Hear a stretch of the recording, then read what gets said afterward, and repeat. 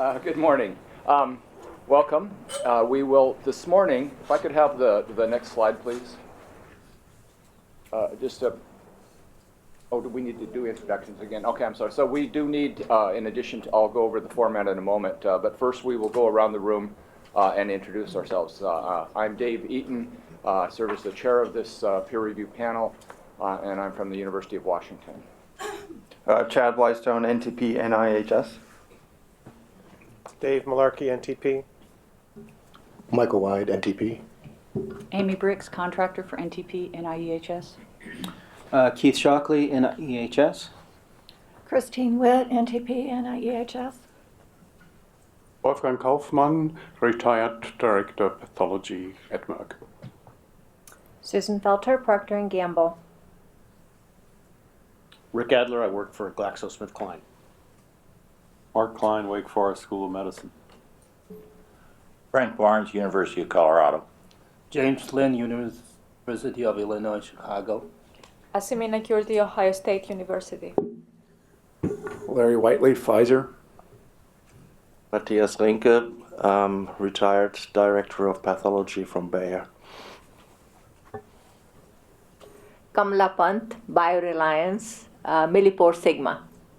Jack Harkema, Michigan State University. George Corcoran, Wayne State University. Lydia Andrews-Jones, Director of Pathology, Allergan. Tyler Malice, Data Management Services. Mary Wolf, NIHS NTP and Designated Fellow Official. John Bucher, NIHS NTP. Galen Kempke, NIST. Matt Ply, FCC. Gonçalo Gamboa, FDA Liaison Officer to the NTP. Edmond Jerrison, Food and Drug Administration. Kelly Shipkowski, ICF. Camden Bird, ICF. Jeannie Liu, ICF.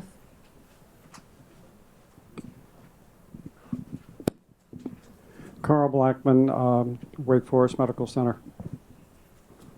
Don Stump, Charles River Laboratories, and representative for the NTP Board of Scientific Counselors. Gabrielle Wilson, EPL. Russell Owen, U.S. Environmental Protection Agency. Ron Melnick, retired NTP, NIEHS. Shubert Churchill, contractor for NTP. Peter Little, EPL.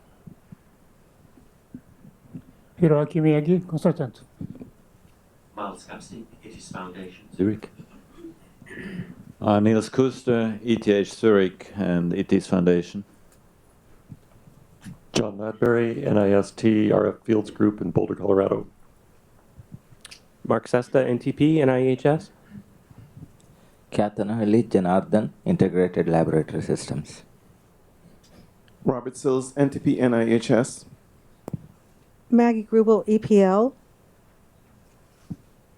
Joe Elder, retired EPA, retired Motorola, and now consultant. Cynthia Wilson, Integrated Laboratory Systems.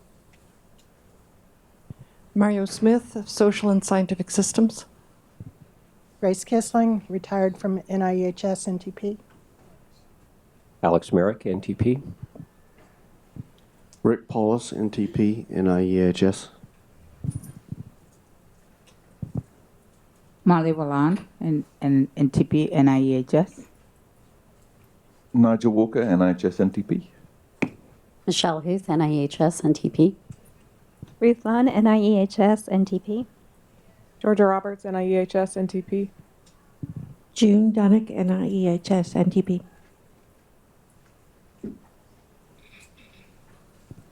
All right, thank you, everyone. Yes, Dr. I'll read the the conflict of interest statement. Members of the NTP Technical Reports Peer Review Panel serve as independent scientists and not as a representative of any organization. Each member is to exercise judgment as to whether potential conflict of interest might exist for the topic under discussion by the panel due to his or her occupational affiliation, professional activity, or financial interest. This potential for a conflict of interest extends to the member's spouse, minor child, partner, or organization. Panel members are asked to bring to the attention of the federal official any potential conflict, and it will be handled in accordance with departmental policies and regulatory requirements. I'll ask each individual when you're speaking, please use the microphone as the chair iterated, and to introduce yourself. The meeting is being webcast, and it's easier for people watching the webcast to identify who's speaking. If you've not done so, please sign in at the registration desk so we have an accounting of who's in the room.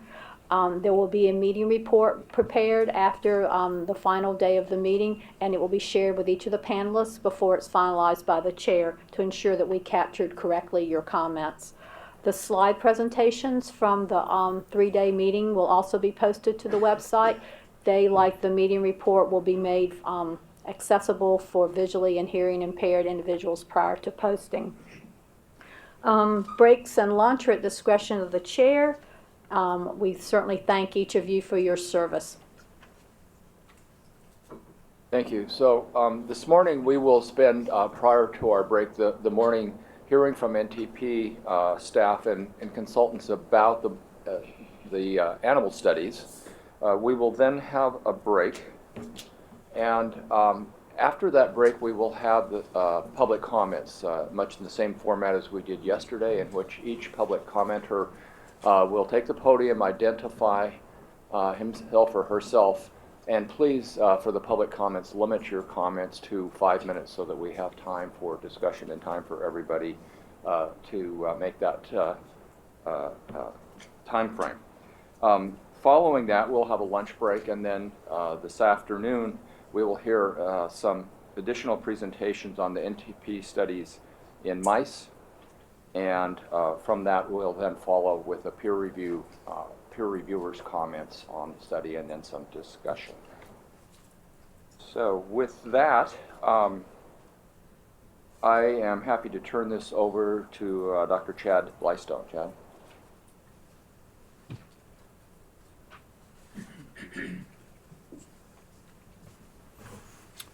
Okay, good morning. I'm going to go over some of the brief elements of the NTP's toxicology and carcinogenicity studies. As I referenced yesterday, as part of NTP's mission, NTP provides data on various agents due to concern of public health effects and for public health protection. Some of these are chronic toxicity and carcinogenicity studies, and these are conducted on agents of concern to identify hazards after long-term exposure. And these studies are described in NTP technical reports, which describe the conclusions as levels of evidence for carcinogenic activity, and the 2 drafts you'll be reviewing today and tomorrow. So I'm going to provide just a brief overview on some of the elements that go into the design of these studies, and also the factors that are used in the analysis and interpretation to help with the discussion today, and then also a little bit on the hazard identification and what we are categorizing as levels of evidence for carcinogenic activity. So the overall objective of these studies is to identify a potential increase in toxicity and or neoplasms from long-term exposure to a test agent. There are several elements that go into the designing of these studies for chronic toxicity and identifying carcinogenic activity. And these include selection of the animal model, appropriate number of animals, selecting exposure routes, duration and levels, and the selection of endpoints to evaluate, and also the building of the exposure system and quantifying exposure during the study, which we went into great detail yesterday. I'm going to focus on these top 3 bullets. This is an exhaustive list. This is just hitting some of the highlights with the designs.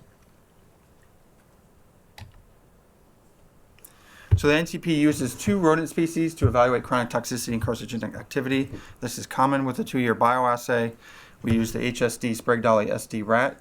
Over the years, we have moved away from the Fisher 344N. This was based on a workshop that was held in 2005.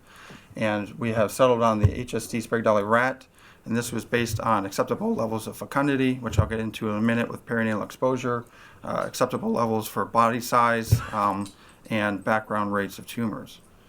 The other species that we use is the mouse, and this is the B6C3F1N and mouse. This is a cross between the C57 black and the C3H males.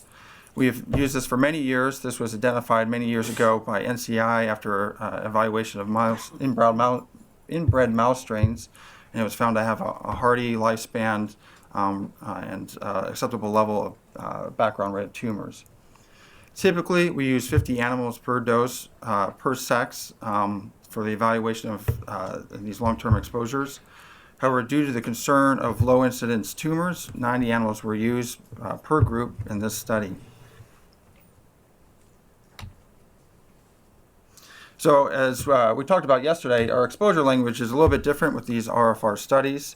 Instead of chemicals, we're talking about waves of electromagnetic energy. Instead of concentrations, we're used to milligrams per kilogram or parts per million. We're talking about specific absorption rates, power, and field strengths. Instead of material reactivity or stability, we're talking about interference of signal, absorption of energy, and heat of materials or metals. And with frequencies and modulations, this is kind of like enantiomers. And then we spent a lot of time yesterday talking about the exposure system. This was a whole body exposure, but due to the uniqueness of generating a signal and measuring and quantifying that signal and absorption rate, this is a little bit different compared to our feed studies and gavage studies. So the route of exposure is typically based on human exposure patterns. This is, for example, dietary exposure, occupational exposure, whole body exposure. And the duration of exposure is often daily throughout a 2-year time frame. With widespread exposure of particular agents leads to concern that we have exposure during gestational and lactational periods of development. And so the NTP several years ago has started including this perinatal exposure in the rat assessment. This includes the time periods of gestation and lactation. And from there, we usually wean a couple of pups from each litter and continue exposure. And for the particular RFR exposure, we wean 2 to 3 pups per litter. And the selection of a study's exposure levels is based on balancing two things. It's the tolerance of the animal model to the agent of concern and the desire to challenge the animal model for hazard identification. And to estimate tolerance, frequently we conduct short-term exposure studies by the, to identify this tolerance. And Dr. Wyde talked about the 5 days exposure yesterday, and today we'll be talking about the 28-day exposure.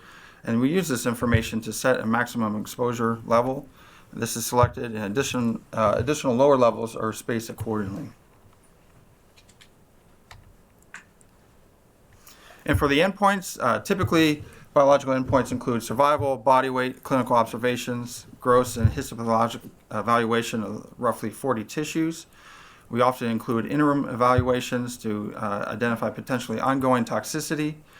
This can include body and organ weights, clinical pathology, clinical chemistry and hematology, reproductive endpoints such as sperm parameters and vaginal cytology, additional histopathology, genetic toxicology with the Micronucleus Assay and the Comet Assay that were conducted in these studies, which Ms. Christine Witt will be talking about in a moment. But once we gather all this information and collect all the results, we conduct an analysis and interpret the response. And I just want to highlight that we don't rely on one specific item for determining the response. We review the statistics, dose relationship. We look at the commonality of these lesions. We use concurrent and historical control data if available, looking at latency, progression. We also take into account pre-neoplastic lesions, survival, potential body weight effects if that can affect neoplastic response, structure activity correlations, in particular findings from the other sex or species may be supportive. So if we have a strong finding in the female and we see something in the male, we may see some concordance between the sexes. And also combinations of neoplasms when they originate from the same tissue of origin. I'm going to spend a little bit of time talking about the statistics. We made a couple of adjustments during the analysis, and then talk about the concurrent and historical control data that were provided in the reports. So the analysis of the neoplasms and non-neoplastic lesions, we took into account the survival and the presence of littermates. Neoplasms, as we're all familiar with, usually take time to develop, and the survival will affect this incidence. I mean, if you have differential survival, this can affect your response. In addition, we had litter mates where we took 2 to 3 pups per litter, and so we may have a genetic or environmental component that may lead to an intra-litter correlation.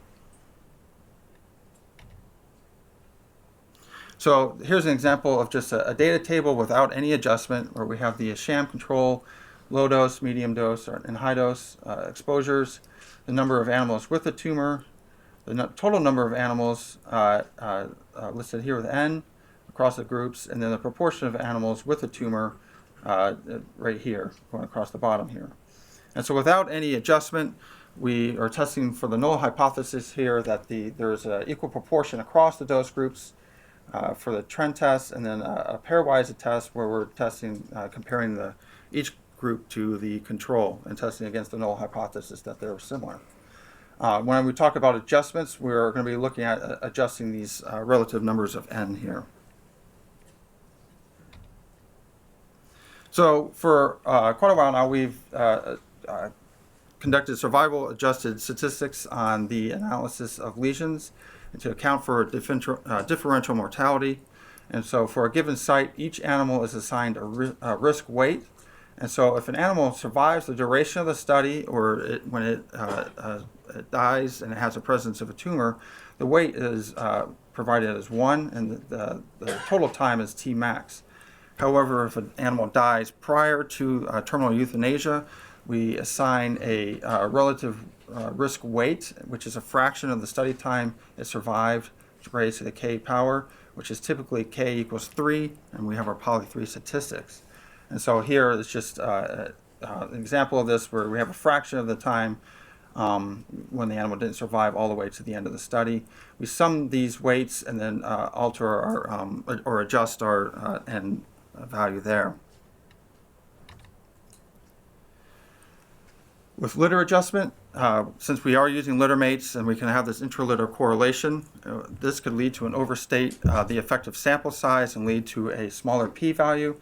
And we adjust for this by using a Rao-Scott approach, which is to estimate the effective sample size by using a ratio of the variance of the proportion of animals with a tumor considering litter effect, and estimated variance of proportion of animals with a tumor without a litter effect. And we calculate a design effect here, and then we adjust our sample size by dividing by this design effect and getting to an effective sample size.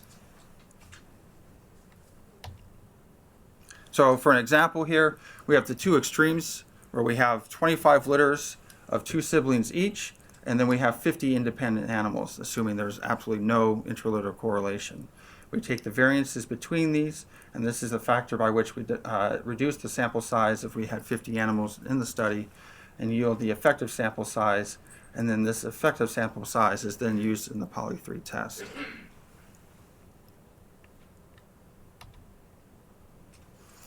Moving on from the statistical analysis, I want to talk a little bit about the historical control. The NTP believes the concurrent control of a study is considered the most appropriate, and the historical control data, although do provide us some context of response in a current study. And so we use previous NTP studies within a 5-year window to provide some context to the responses that we're seeing in the concurrent study. But it's well known that species, the strain, the stock of the animal, the feed, the route of exposure, the laboratory, all can vary this background for specific neoplasms. And as identified yesterday, the route of exposure for these particular studies was unique, and we do not have any replicative studies within our historical control database.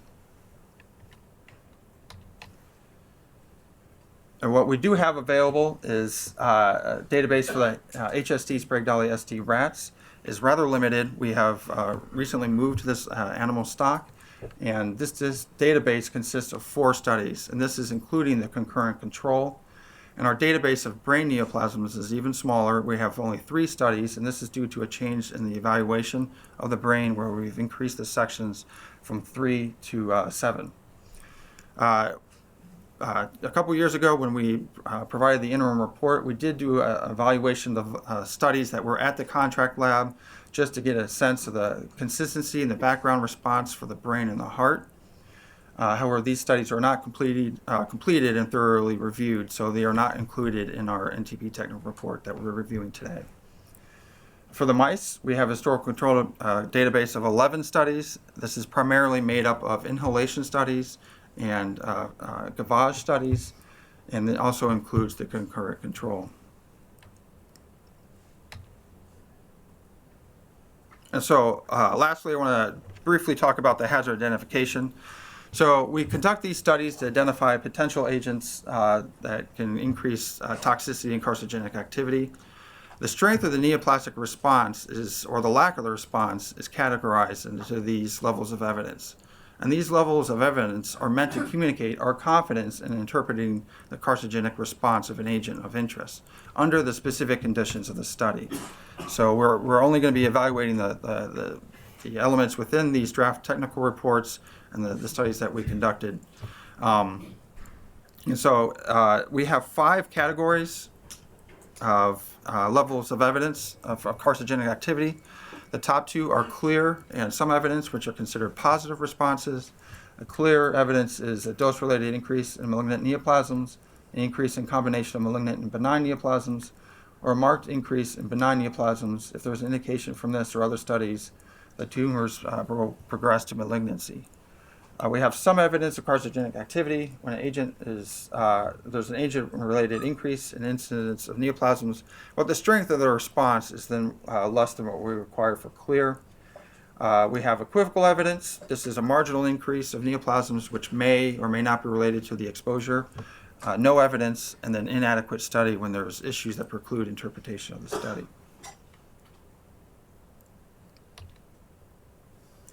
So, in summary, there are several elements that go into or taken into account for designing chronic toxicity and carcinogenicity studies. A variety of factors are used in interpreting the responses. I highlighted 2, but I will say in the discussion, please evaluate all the ones that we take a look at. And this is including your dose response, your combination of neoplasms. And lastly, the strength of the carcinogenic response is reflected in the levels of evidence categories. And so we have those 5 categories which you will be evaluating in our application of these to the responses that we're seeing in the study. And with that, I'll take any questions. Thank you, Chad. I'll now open this up for questions from the panel. Yes, Dr. Ackerman. Yep. So I have 3 questions. Sure. One on historical control data. Was there historical control data from Pituitary where it was conducted? No. This is the only study that we have available. Okay. And number 2, you said in your slides for lower doses, for the low and the mid, that additional lower doses are spaced accordingly. According to what? Well, so we take a couple of factors, and if we want to get a good capture a wide dose range, if we want to do some greater hazard characterization, sometimes we'll shorten the dose range, only do by halves, because we want to capture the toxicity information within a short dose range, so we can make a hazard identification. Also, it depends on the route of exposure. If we have feed studies where we don't want to go too close together because there may be some overlap in dose exposure, so a variety of different factors. So in this particular study, how was that scientifically determined? So I think I'll let Mike answer this. Go with that one. So how did you determine the low and the medium doses? I understand, there's a lot of rationale and experimentally for the high doses yesterday, and that was really nicely presented. But I was wondering, how do you determine the low and mid doses? All right. Well, we started off with the thermal pilots. We wanted to cover a wide dose response range. So we started, and we wanted to test the upper range. So that's why we went up to 12 watts per kilogram. We had only 3 exposure groups because of the way that the system was designed. So when we got to the 28-day study, we were looking, as I mentioned yesterday, to push the dose as high as we could. And we looked at half doses, third doses. So it was 9 watts per kilogram, 6 watts per kilogram, and 3 watts per kilogram, I believe, so we could cover a wider exposure range. When we got to the 2-year studies, we wanted to top out at 6 watts per kilogram, But we expanded the dose range down to the low end. If we went the way that we did, we could reach the 1.5, which was close to the 1.6 limit. That's the regulatory agency that's regulated by the FCC. Again, we heard yesterday that this isn't the whole body exposure limit, but for that 10 gram or the 1 gram piece of tissue, that's what that exposure limit is. So I think it extended our exposure range up to the high end, which we believe covered the challenge of the animal on the thermal basis and what we were seeing, and the low end for the chronic study extended down to a relevant level that we thought would be appropriate. Okay. Dr. Bucher, would you like to comment? Yeah, I think there was also an expectation that we were going to, as we looked at this study, we wanted to increase the power. So we increased the number of animals. We didn't expect to see striking carcinogenic effects. So with a limited power situation, if we would have dropped the dose ranges or the exposure ranges further for the lower levels, the likelihood of picking up something at those lower levels would be diminished. So we kept to the half. Yeah, thanks. Yeah, that's clear. And then what I struggled with a little bit in terms of the categories was the difference between some and equivocal. And it seems to me of all the categories that difference is really a gray area. And I wonder if you maybe give a little bit more clarity of what's the difference between some and equivocal. So that is, to put that succinctly, it's essentially the bright line of, do you think the agent is actually having a positive effect? And this is an effect versus, I'm not sure. We're not sure. It could be, it could not be. And so that's, I think, the simplest explanation. If you think it's some evidence, you actually think this is related to the agent's exposure without hesitation, versus equivocal is you're not sure. It may be, it may not be. So that is to capture sort of the low confidence in the response. To further that question, when you're at that point of decision making between those, how do you is that where you use historical control data in terms of trying to figure out to tip the balance, so to speak? Historical control data is used, and within these studies, it's rather limited, especially with the rats. We use a variety of factors, and then it's also a group of us that are discussing this, and so we'll have arguments back and forth, where we feel with the confidence, and sometimes it's just with the group discussion, you may have the outcome being essentially we're not sure, and so that will translate into an equivocal call. Versus we believe this is a strong response that indicate that it's positively associated with the chemical or the agent of interest. Dr. Felter? Susan Felter. So I have a follow-up question on the historical controls for the rats in particular. So other than the brain, there were 4 studies including this one. Yes. So, and that was 90 animals out of a total of 240, right? Yeah. So, if you want to consider whether whether the concurrent controls are somehow different than historical controls, you wouldn't want to be considering them all together. I mean, especially since it's overwhelming your underlying database. And clearly there's a challenge here with a limited database, but why not keep the historical controls separated from the concurrent one instead of lumping them together in the analyses? So that is a fair point, and that was for the history of the NTP, we have been doing that, and that's frequently because we are reviewing several reports at the same time, and so instead of just removing historical controls, we just kind of lump it together. But in this case, the RFR, the 90, does heavily weight the historical control aspect of that, and that's a good point. And we did look at look at them individually and separate to see if there are major differences. Dr. Shockley, would you like to comment? So Keith Shockley. I just wanted to make the point that the concurrent controls are used in the statistical testing. So we do not use the historical controls as part of the statistical testing. So the concurrent controls are the most important in that regard. Right, so, and I appreciate that. I did my best to look very carefully at those tables, and in all of the tables there's footnotes referring to the historical controls and what the incidences in the historical controls are, but then it's a little confusing if that, significant fraction of that is actually the concurrent controls. Because then by definition, you're not out of range of the historical controls because you've included the controls from this study, right? Right. So in addition to the statistical testing, we also look at the range with the historical controls. So that's a separate consideration. And more to that point, if we did, and there are some cases in these studies where we cite the historical control, and then we will point out that in this particular study, this is making up the lowest or the highest that we've seen in our limited database. So try to make sure we capture that. So I've got several people here, but Dr. Booger, did you want to comment on the historical controls? Yes. Well, I just wanted to mention that typically in years past, and I don't think we did it in this particular report, we've included in an appendix, we've included each study that goes into the historical control for that particular set of studies. So, and that way you can kind of do the math yourself, and we'll do that in this particular instance as well in the next version. So of the others who have indicated they wanted to comment, is this related to historical controls, Dr. Kaufman, or a different question?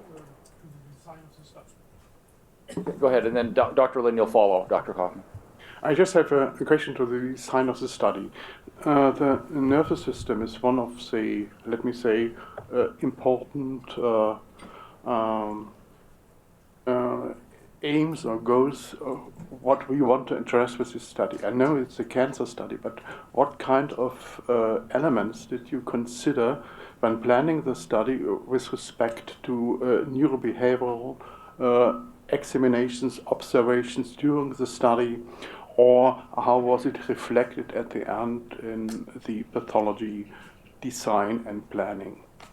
So Mike can add to this, but due to the constraints of the room, we were not able to do extended clinical observations in the animal room.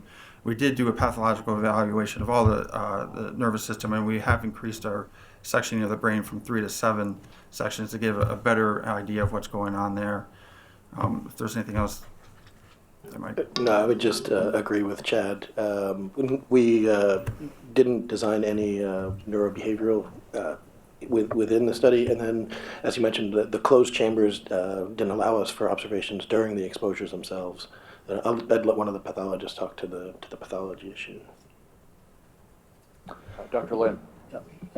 Staying with the control issue, I'm interested in finding out when and how was a decision made for the study itself, not the historical control, to have one common group as a control group?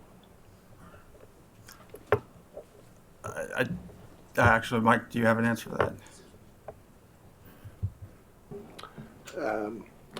I think the decision to do the common control was more of an issue, and this preceded my time, but I think it was more of an issue of cost of additional chambers and the space that was involved in adding additional chambers.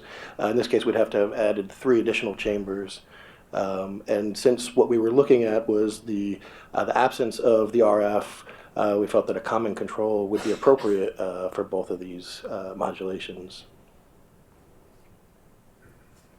Well, that's a reasonable explanation, except for the fact that the historical control is really not of much help for the study that we are discussing. So that's why I asked how was the decision made to go ahead in that direction, other than the fact that there is exposure chamber limitations.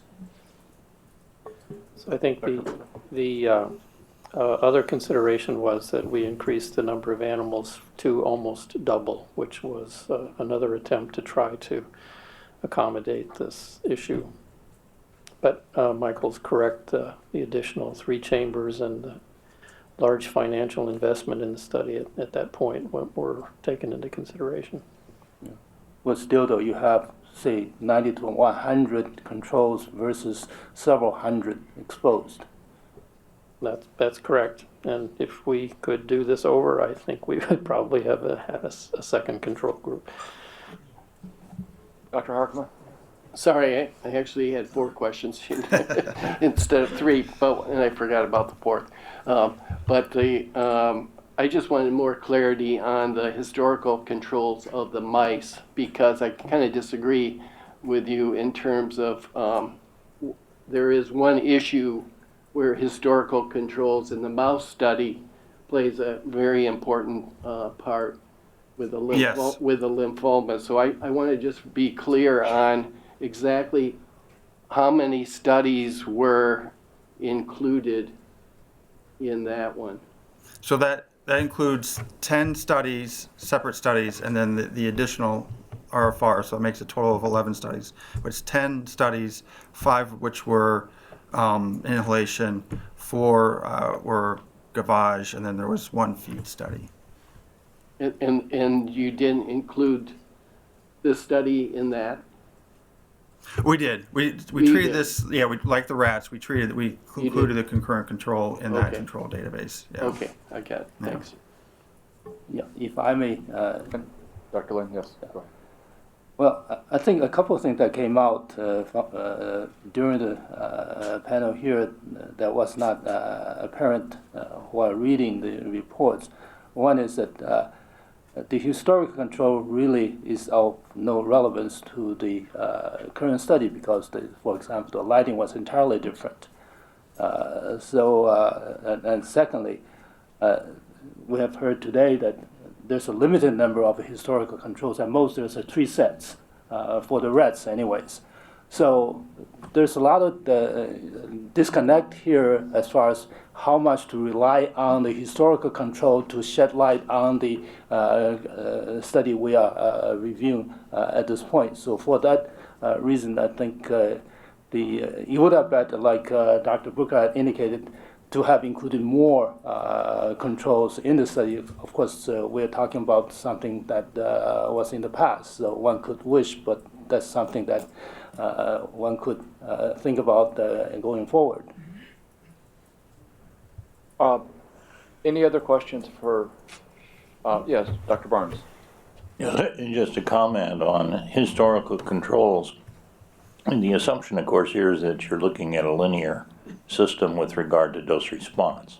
And in some sense, your historical controls are not exposure free of the RF radiation we're looking at. The levels are definitely very low, but it's not a linear system in terms of the experiments we've been doing. So I would say I would be cautious in treating controls as unexposed in the past, because you probably did not measure that in the past, and they may or may not wind up actually being controls in the sense of the experiments you're doing. And that's actually not uncommon for some of our chemical exposures. Sometimes when we have widespread chemical exposure, we'll have a very low concentration in the control, so it's not a completely unexposed animal. Dr. Harkema, did you have one more question? No, just one clarification with historical controls and personal bias on this. So I'm not a big fan. You certainly don't use historical controls for your statistical analysis. That's clear. Okay, but it's informative for the outcome. And in the case with the mice, we'll get into that more. The lymphomas are a concern of why they're so low compared to a lot of other studies. Dr. Rinke. Yeah, I just wanted to know whether these mice that were taken in Chicago or also the rats were from the same breeder, from the same supplier than the other ones that were used for the historical controls. To the best of my knowledge, certainly the rats were, they're all Harlan Sprague dollies. I think that what we do for the historical controls is when we have, in the mouse studies, for example, we have a 5-year window that we use for our historical controls. Because there is a little bit of drift in the historical control backgrounds in these tumors, so we restrict it to a 5-year window. My recollection is that we probably were using mice from the same supplier during that entire 5-year period, but I'm not absolutely sure for the first year or so of that 5-year window. Dr. Felter? So I want to follow up with maybe some personal bias as well on the historical controls. I agree there are significant limitations and real serious reasons to heavily consider the concurrent controls. But the importance of the historical controls is also that we have a wealth of information on variability in normal spontaneous tumor response for certain tumor types versus others and the genetic background of these animals. And I think that can be very informative, especially if you see something that's highly variable. And some of the tumor incidence data that we're looking at here were variable too. And so I would caution us to not disregard the historical control data. Thank you. Okay, so thank you, Chad, for that presentation. We'll now have Ms. Christina Witt to talk about genetic toxicology testing.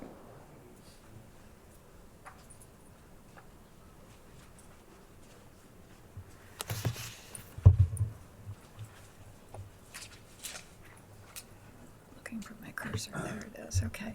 Well, good morning. I'm going to give you a brief overview of the genetic toxicology studies that were conducted as part of these RFR studies. The results of these studies are going to be included later in the course of the meeting in the presentations by Dr. Wyde on the bioassay results.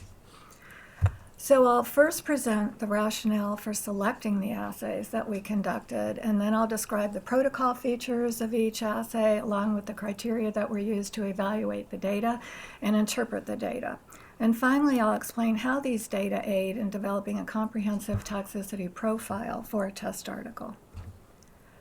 Now, for these Genetox tests, subsets of mice and rats were removed from the exposure chambers after 14 or 19 weeks of exposure, respectively, and assessed for chromosomal and DNA damage using 2 independent assays: the Micronucleus Assay, which measures structural and numerical chromosome damage in peripheral blood erythrocytes, and the Comet Assay, that measures DNA damage in any of a variety of different cell types. Now, in our studies, our Comet studies, we analyzed DNA damage in cells from 5 different tissues: the frontal cortex, hippocampus, cerebellum, liver, and peripheral blood leukocytes. The 3 brain regions were selected in response to concerns that have been raised by some over the years with regards to a possible association between cell phone use and brain cancer. And liver cells and leukocytes were included because these are cell types that are typically included in our other Comet assays. So why these 2 particular Genetox tests? The in vivo rodent micronucleus assay detects alterations in chromosomal number and structure in dividing cells. We all know that chromosome damage is associated with cancer, with birth defects, with some neurodegenerative diseases and other adverse human health effects. Positive results in this assay are well correlated with cancer in rodents. The majority of known human carcinogens that have been tested in the assay are positive in the rodent micronucleus assay. And elevated levels of chromosomal damage are associated with elevated risks for cancer in large human population studies, several of which have been published over the past several years.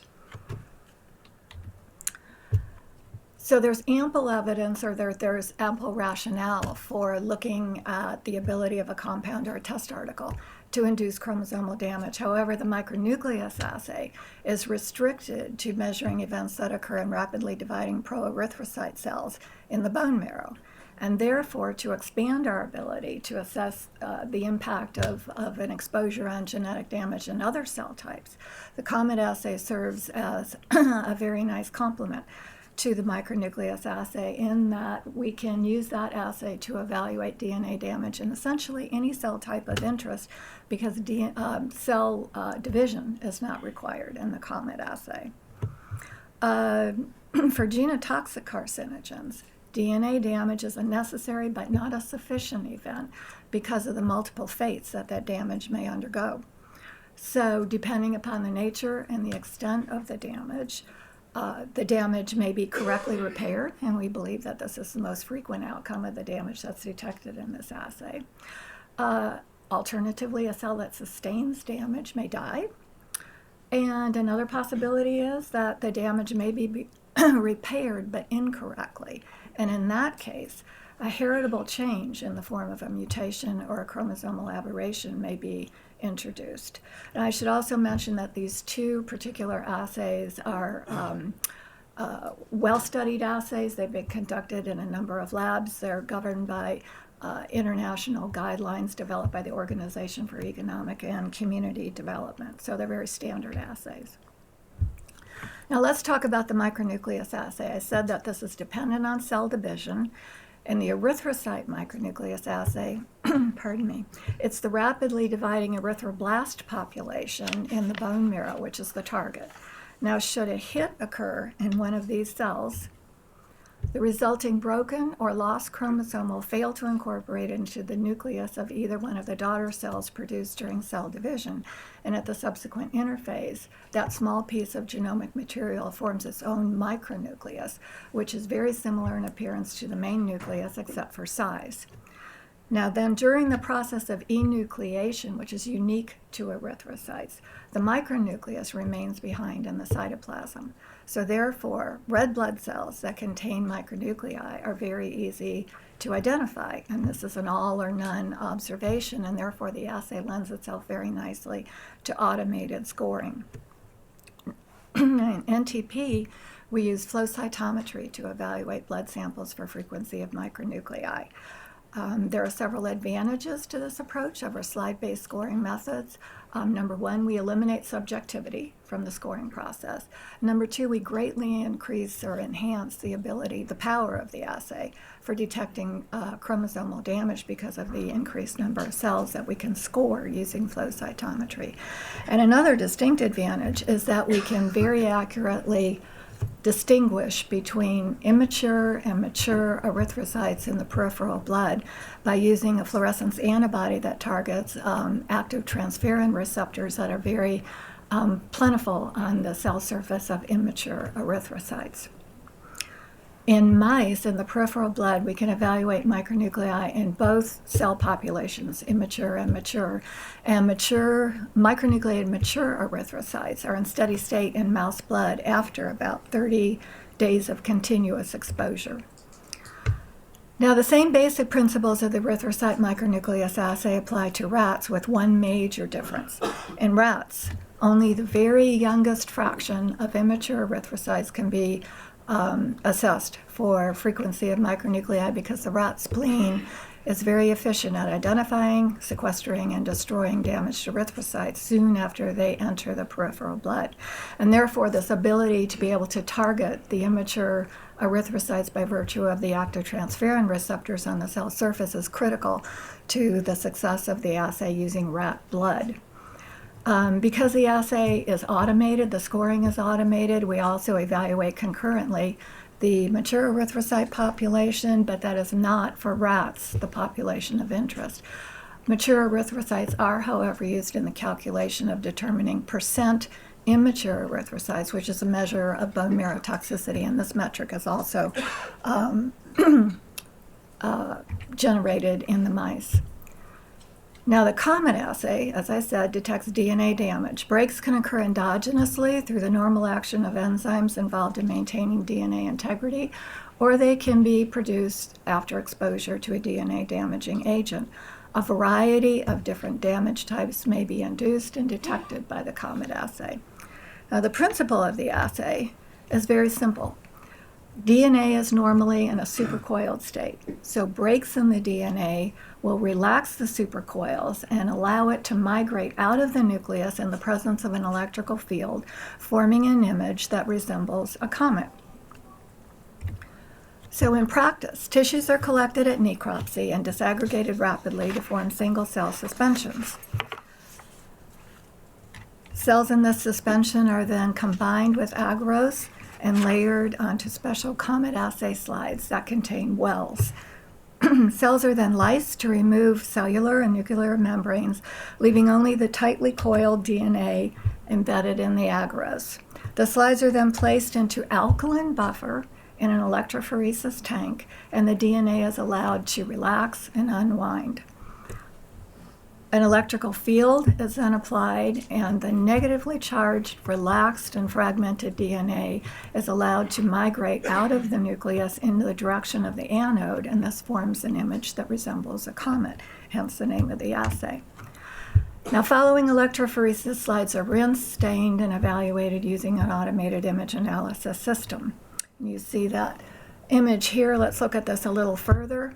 The metric that is used to quantify DNA damage is percent tail DNA. And that is, if I can get my cursor working here, that is the amount of DNA or fluorescence intensity that's located here in the tail region of the comet compared with the entire amount of DNA in the cell.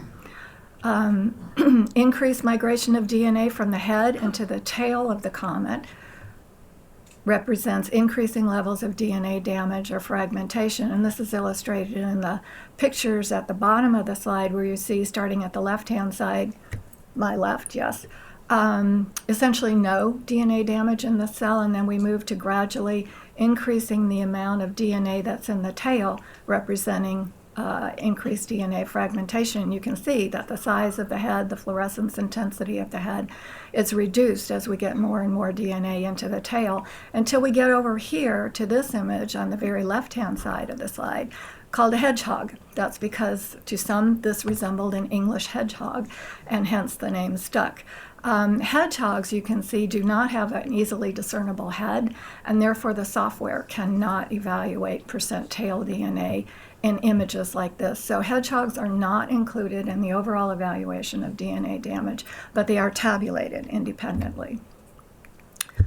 So let's talk a little bit about data analysis. In the Micronucleus Assay, we analyzed 20,000 immature and approximately 1 million mature erythrocytes for presence of micronuclei. In the Comet Assay, 100 cells were scored per tissue per animal. Both sets of data were analyzed using the same types of statistical methods, so that we conducted both trend tests to look at a dose response, as well as pairwise comparisons of each treated group to the sham control to look for significant dose groups. Both tests had significance set at 0.025. And for a test to be judged as positive, we required both a significant trend and a significant dose group, or in the absence of a significant trend, 2 significant dose groups.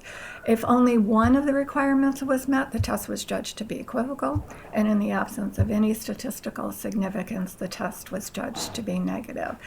Now, in the initial scoring of the rat samples, we noted a marked amount of interanimal variation among animals within a treatment group. In an attempt to try and resolve some of that variation, we went back and we rescored all the rat slides, evaluating 150 cells instead of 100 cells per tissue sample. And this also is consistent with the new OECD guideline that was just published in 2014, which recommends scoring now 150 cells rather than 100 cells per tissue. We were not able to, by scoring more cells, resolve this amount of variation, but even though we saw minimal variation among the mice in a treatment group, we did go back and rescore some of the mouse slides also in order to have some consistent comparative data sets. So how do we interpret the data from Genetox tests? Micronuclei, as I said, are biomarkers of chromosomal damage in dividing cell populations, and chromosome damage is associated with a number of adverse health effects. Importantly, a positive result in the rodent micronucleus test is well correlated with cancer in rodents as well as in large human population studies. A negative result in the micronucleus test, however, does not predict a negative result in a cancer test. Now, positive results in a Comet assay are also concerning. However, if you recall that DNA damage is not sufficient for an adverse event, that damage has to be converted into a heritable change that can be passed from cell generation to cell generation. And there are a number of factors that can influence the fate of this early DNA damage that's detected in the Comet assay. For example, ADME factors. Now, they may be more relevant to chemical exposures than radiation, I don't know. But that is one factor. The type of DNA damage that's induced is an important factor to consider, as well as tissue and species-specific DNA repair processes. So in conclusion, exposure-induced genetic damage is an adverse effect. I think we can all agree on that. But the health consequences of the induced damage are not necessarily predictable. Conversely, lack of genotoxicity as detected in standard assays does not necessarily imply that exposure to an agent carries no risk for adverse health consequences. I think you all know there are plenty of non-genotoxic carcinogens. So genotoxicity is one of the 10 characteristics of carcinogens. It's a critical component of a comprehensive toxicological profile of a substance, but the consequences of the observed genotoxicity in terms of specific human health effects cannot be easily predicted because there are many factors that determine the eventual outcome of this damage. And with that, I will be happy to answer any questions. Thank you. Questions from the panel? Yes, go ahead. Mark Klein, Wake Forest. For the Comet assays, you did Comet assays in brain tissue? Yes, we did. 3 brain tissue. How did you select cell types to do the assay? Only a small piece of tissue is taken and a single cell suspension is created from that. So there isn't like a microscopic selection of particular cell types in that we just looked at sections of the brain, the hippocampus, cerebellum, and frontal cortex. Okay, so there might have been neurons, and there might have been glial cells, or another cell type. That's correct. It could anything was fair game. That's correct. Okay, and then just a comment on the micronucleus assay. There are several tests that are called the micronucleus assay that are different, like the cytokinesis block, ex vivo. Yes, that's an in vitro test. Right. So I would just, in the report or in speaking about the test, it's probably wise to call it the erythrocyte micronucleus test or something like that to avoid confusion. Thank you. Dr. Harcum? So in the Comet assay, when you take it from several different sites in the brain, and first of all, how do you determine what sites you want to look at, number one, and number two, how is that statistically handled as individual? Do you lump them together or do you keep them separate?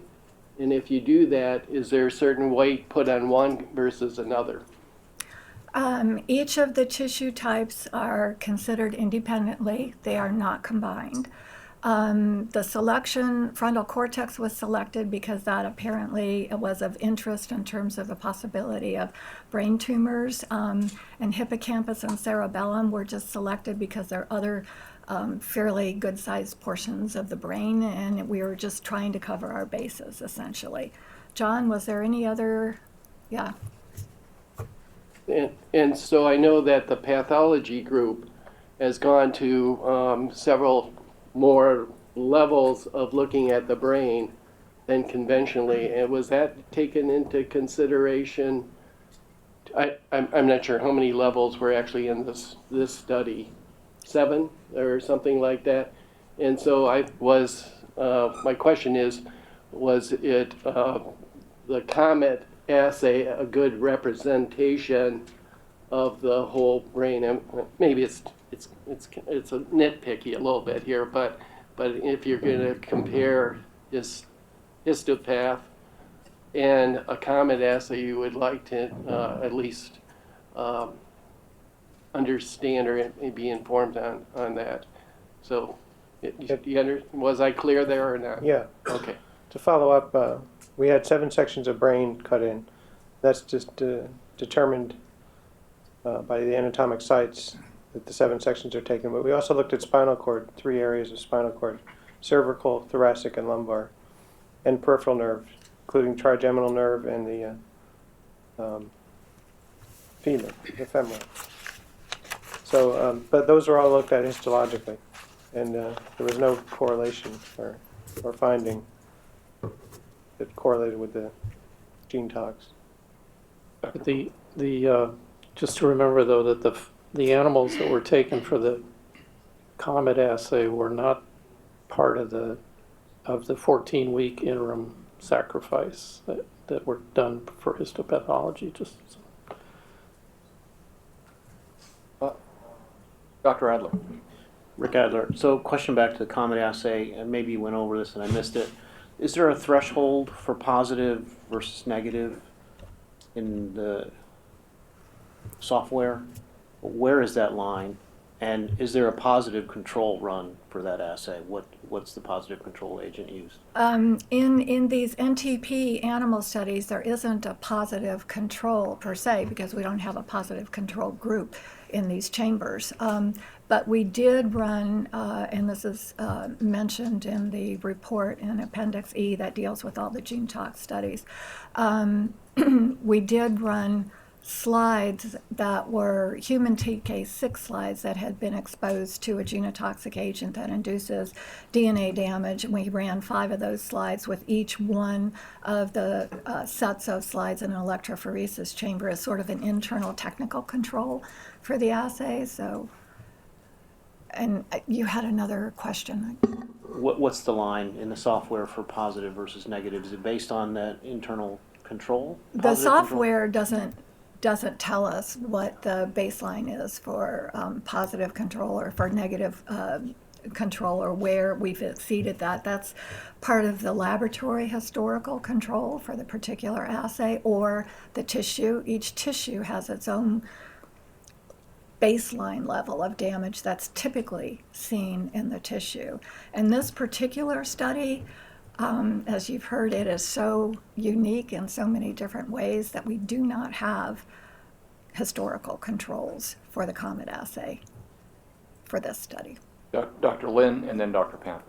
Yeah, in addition to the neural tissues, did you happen to assay tissues from other parts of the animal?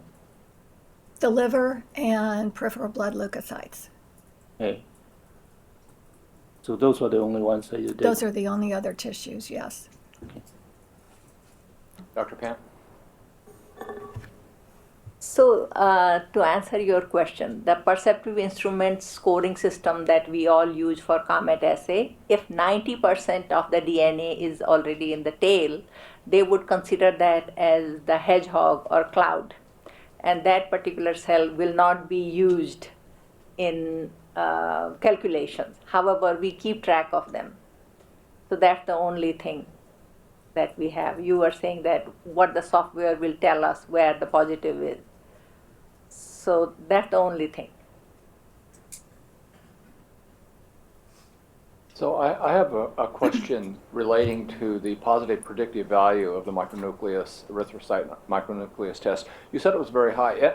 NTP must have a lot of studies in which this has been looked at in terms of positive predictive value and negative predictive value. And I'm just curious in terms of the number of what one would determine as a false positive in which the micronucleus test was positive, but the bioassay was negative. You said it's high, but I'm curious about the relative. Yeah, the last time a systematic review of the micronucleus data, in vivo erythrocyte micronucleus data was compared with a bioassay outcome was done in the year 2000. We did have a lot of studies by that at that point, and at that point, if I recall correctly, it was something on the order of 95 to 98% positive predictivity. Since then, I am not aware offhand of any chemical that induced micronuclei in vivo that was not shown to be carcinogenic in the rodent bioassay. There may be some upcoming studies that would contradict that, but I don't recall offhand any. Do you, John? No. It's a test with low sensitivity because it's very compartmentalized in the bone marrow. The chemical has to get there, or the agent has to get there, or the metabolite has to get there to induce an effect. So its sensitivity is low, but a positive response is pretty meaningful. And that's true for both rats and mice? Correct. Interesting. Thank you. Other questions? Ms. Whip? Okay, thank you very much. Okay. So we will now move on to a discussion on the Toxicology and Carcinogenicity Studies pathologic evaluations from Dr. Amy Briggs.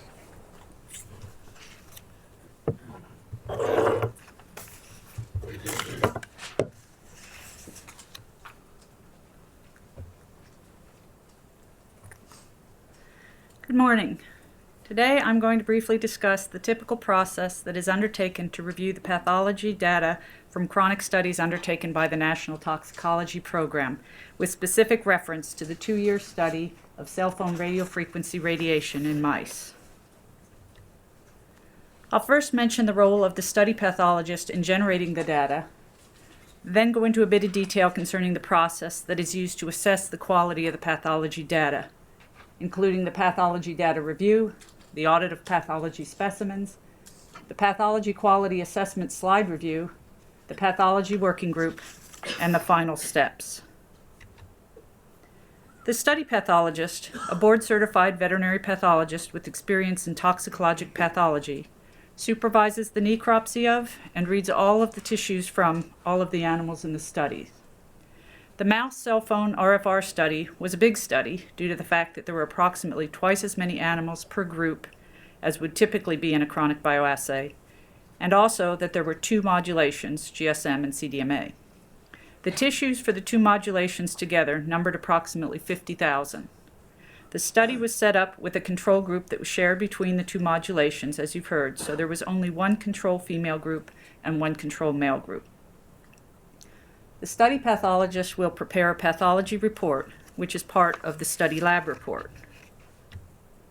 The study lab report, slides, blocks, wet tissue, and all associated documentation are shipped from the study lab to the NTP archives, and at this point, a review of the pathology data, or PDR, is done. This review is done by a quality assessment pathologist, or QA pathologist, at one of the NTP pathologist contract laboratories. QA pathologists have no relationship or communication with the study lab or the study pathologist. However, they are in close contact with the NTP study pathologist, which in this case for the mice was me. My job as the NTP study pathologist is to oversee the pathology review process and to make sure that the final data are accurate and consistent both within the study and with other studies that the NTP has done. The QA pathologist and I will review the study lab report, as well as the study lab report for the companion study, the statistical tables, and the summary tables. We compare the incidences in these studies to those observed historically in B6C3F1N mice, and then the QA pathologist prepares a draft Pdr report. The draft Pdr report includes recommendations for which tissues will be reviewed during the pathology quality assessment slide review. It includes organs that will be reviewed for all lesions and organs that will be reviewed for only specified lesions. It also includes other lesions that will only be reviewed when they were diagnosed by the study pathologist. This last category is done mainly for terminology changes. Terminology changes made up most of the changes to the data in the mouse cell phone RFR study, and they were done because between the time the study pathologist read the study and the pathology data review was performed, the NTP had published their Atlas of Non-Neoplastic Lesions online, listing their preferred terminology. The PDR culminates in a data review meeting involving the QA pathologist and pathologist, toxicologist, and the statistician from the NTP that are involved with the study. At this meeting, a final decision is made as to which organs and lesions will be reviewed during the slide review. For the mouse cell phone RFR studies, it was also decided to do a complete review of all of the tissues from 10% of the control and high-dose animals to make sure that no lesions had been missed. This complete review is typically done in short-term studies, but less commonly done in chronic studies. Subsequent to the PDR meeting, and before the quality assessment slide review begins, an audit of pathology specimens, or APS, is performed by the QA pathologist. Residual wet tissue is examined to make sure all potential gross lesions have been trimmed in, that all organs have been properly incised or opened, and that animal identifiers, usually tail tattoos, match the identification on the wet tissue bags and on the necropsy records. Slides and blocks are examined to make sure they are present and accounted for, to check for complete and accurate labeling, and to check for proper sectioning of blocks and proper preparation of slides. As is typical in chronic studies, wet tissue slides and blocks from a random 10% selection of the animals in each group was examined during the APS of the mouse cell phone RFR studies. After the audit of pathology specimens, the slide review is done by the QA pathologist. Due to the large number of slides, the slide review of the mouse cell phone RFR study was performed by 2 pathologists, one doing the males from both modulations and one doing the females from both modulations. The slides were divided in this manner due to the shared control groups. Both pathologists worked for the same contract lab in the same location and were in regular communication about diagnostic terms and criteria. The QA pathologist, like the study pathologist, reads the slides in an open or non-blinded manner. The practice of reading a study in an open manner is based on the fact that interpreting tissue changes is complex and subjective and relies heavily on the concurrent controls for identification of subtle lesions. In blinded studies, only lesions that are clearly outside of any normal range can be recorded, so reading a study in a blinded fashion actually decreases the sensitivity of the study. Because of these reasons and others, reading a study in an open manner is considered preferable and is the industry standard. Comparison to the concurrent control group is the most scientifically appropriate and relevant comparison for toxicity testing in animals. It is critical that the pathologist have access to all information about the animal, including clinical observations, gross lesions, organ weights, and dose group when reading a study. Any differences of opinions that occur between the study pathologist and the QA pathologist are shown to the NTP study pathologist, who resolves the differences. In a few cases, when a diagnosis can't be agreed upon, the slide is set aside to take to the pathology working group for a resolution. After the QA pathologist has reviewed all the slides and the NTP pathologist has addressed all the differences of opinions, the QA pathologist prepares a quality assessment report, and the slides are chosen for the PWG. The Pathology Working Group, or PWG, consists of the QA pathologist, the NTP study pathologist, several other NTP pathologists, and outside experts. During the PWG, the participating pathologists carry out a blinded review of slides with representative examples of potentially treatment-related lesions, as well as lesions that were recommended by the QA pathologist to be added or removed. Photographs are shown to the PWG participants in a PowerPoint presentation for cases where terminology is to be changed, but no substantive change in the lesion diagnosis are proposed. The PWG for the mouse cell phone RFR study was held over 2 days, 1 day for lesions in the female mice and 1 day for lesions in male mice. Subsequent to the PWG, the pathology data is updated, then audited by a contractor who is not affiliated with the study in any way prior to the audit, and finally, statistical and incidence tables are produced. These tables are then used in the generation of the technical report. The process used for pathology review of the mouse GSM and CDMA studies was a similar process to that done for most of the chronic studies performed for the NTP. As with other NTP studies, the slides and blocks are available upon request for review in the NTP archives. Are there any questions? Thank you. I'll open it to the panel now for questions. Dr. Arkham. First, just like make a comment. No place does this better than you here at, and that should be recognized. So you're kind of the gold standard. With that in mind, also, I wondered if I could give you an example, looking at the data as a reviewer. Could you bring us through the whole process to ensure that this lesion was adequately looked at? And I'll give you one here, and that is the lymphoma. Okay, so could you kind of, from the study pathologist all the way along the track, to ensure this rather low incidence of lymphoma was verified? And so that's one. And I'm not even quite sure. I'm a little confused too about where is the study pathologist, and usually it's at the place where the where this is being conducted. Was there a study pathologist located at Pituitary? So Pituitary doesn't have a study pathologist, so they had a subcontractor, and that subcontractor was locally present, but not physically at Pituitary. Okay, all right. But anyway, first question. Okay, first question. So specifically to deal with the lymphomas, the study pathologist actually noted that in the report, and we would read the study pathologist report for any conclusions that they might make, because they would also get included in the pathology data review if they had seen something they thought or something.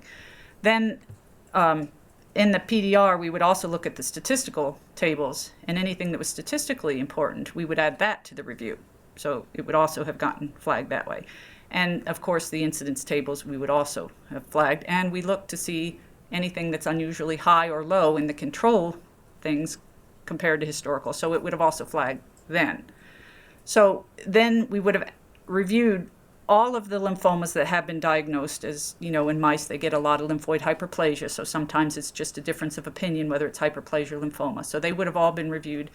All neoplasms in all animals are automatically reviewed. So all of the tissues with lymphoma would have also been reviewed. So the conclusion did not change throughout the study. And then we would have taken representative examples of that through to the PWG. So then the only other, a little bit different, maybe this is done more routinely than I know because I don't read so many slides like this, but to have two pathologists, one doing females and the other one doing males. And I understand the amount of work and all that, but it seems to me a little bit unusual. It was unusual, and it was just the size of the project, that we did that. But the two pathologists that read that, like I said, they were in constant communication with each other and both with me. So it was almost as if the three of us were working together. Other questions? Dr. Lin? For clarification, would you say something regarding the protocol or the logistics involved, both at the study pathology level as well as review pathology level, how blinding was taking place in each one of those situations? Okay, at the study lab, they are not blinded at all, nor during the QA review. We don't blind them because it's just considered not as sensitive of a read if you read something blind. If you read something blind and you see something in an animal, you can't record that unless it's outside of whatever normal range you would possibly have.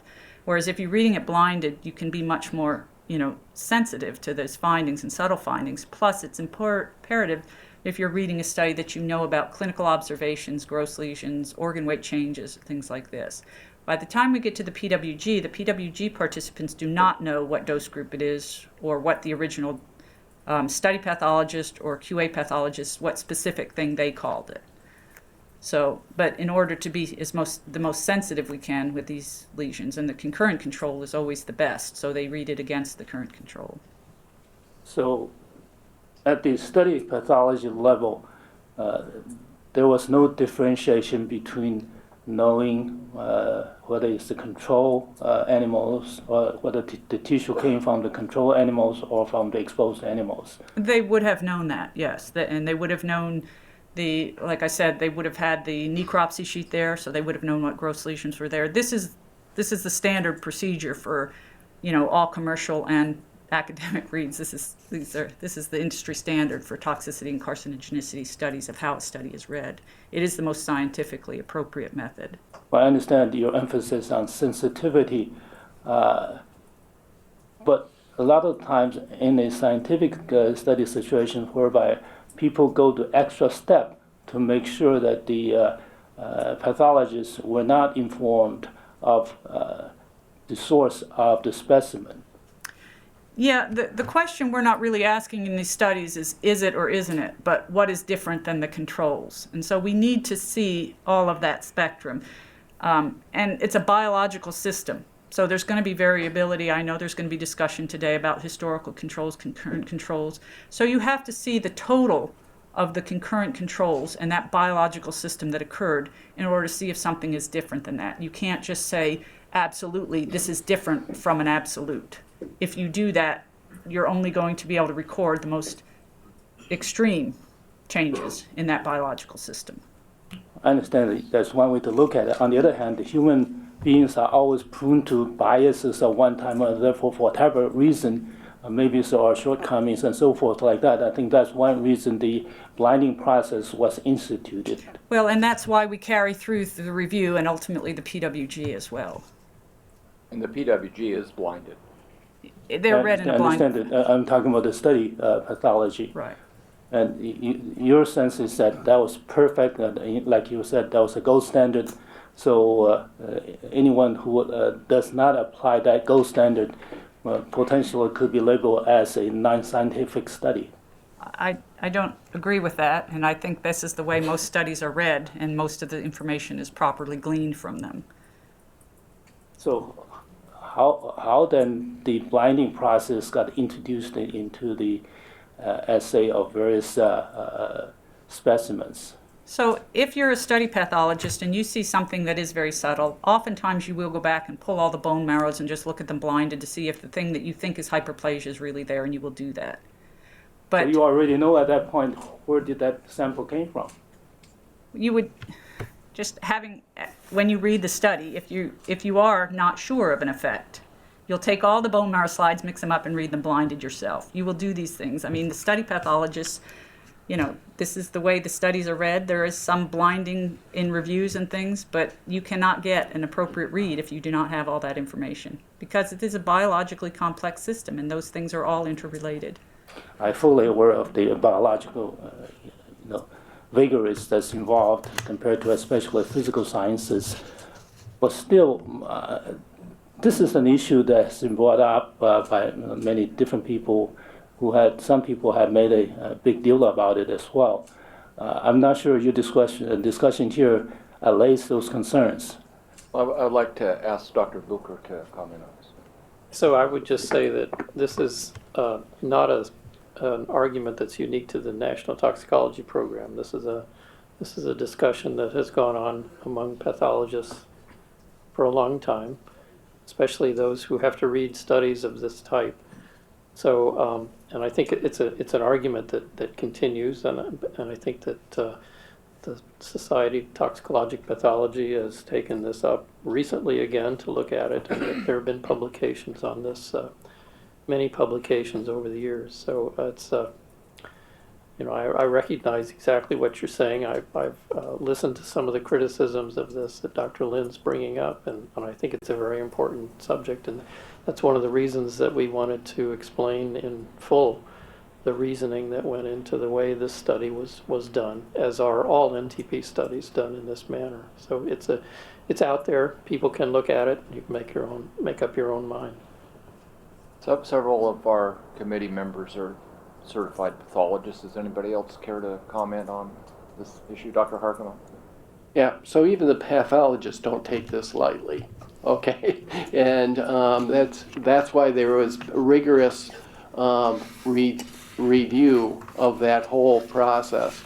And the peer review, I think, as Dr. Bricks stated, the peer review that is the most critical and unbiased is placed in the right level that she's talking about, and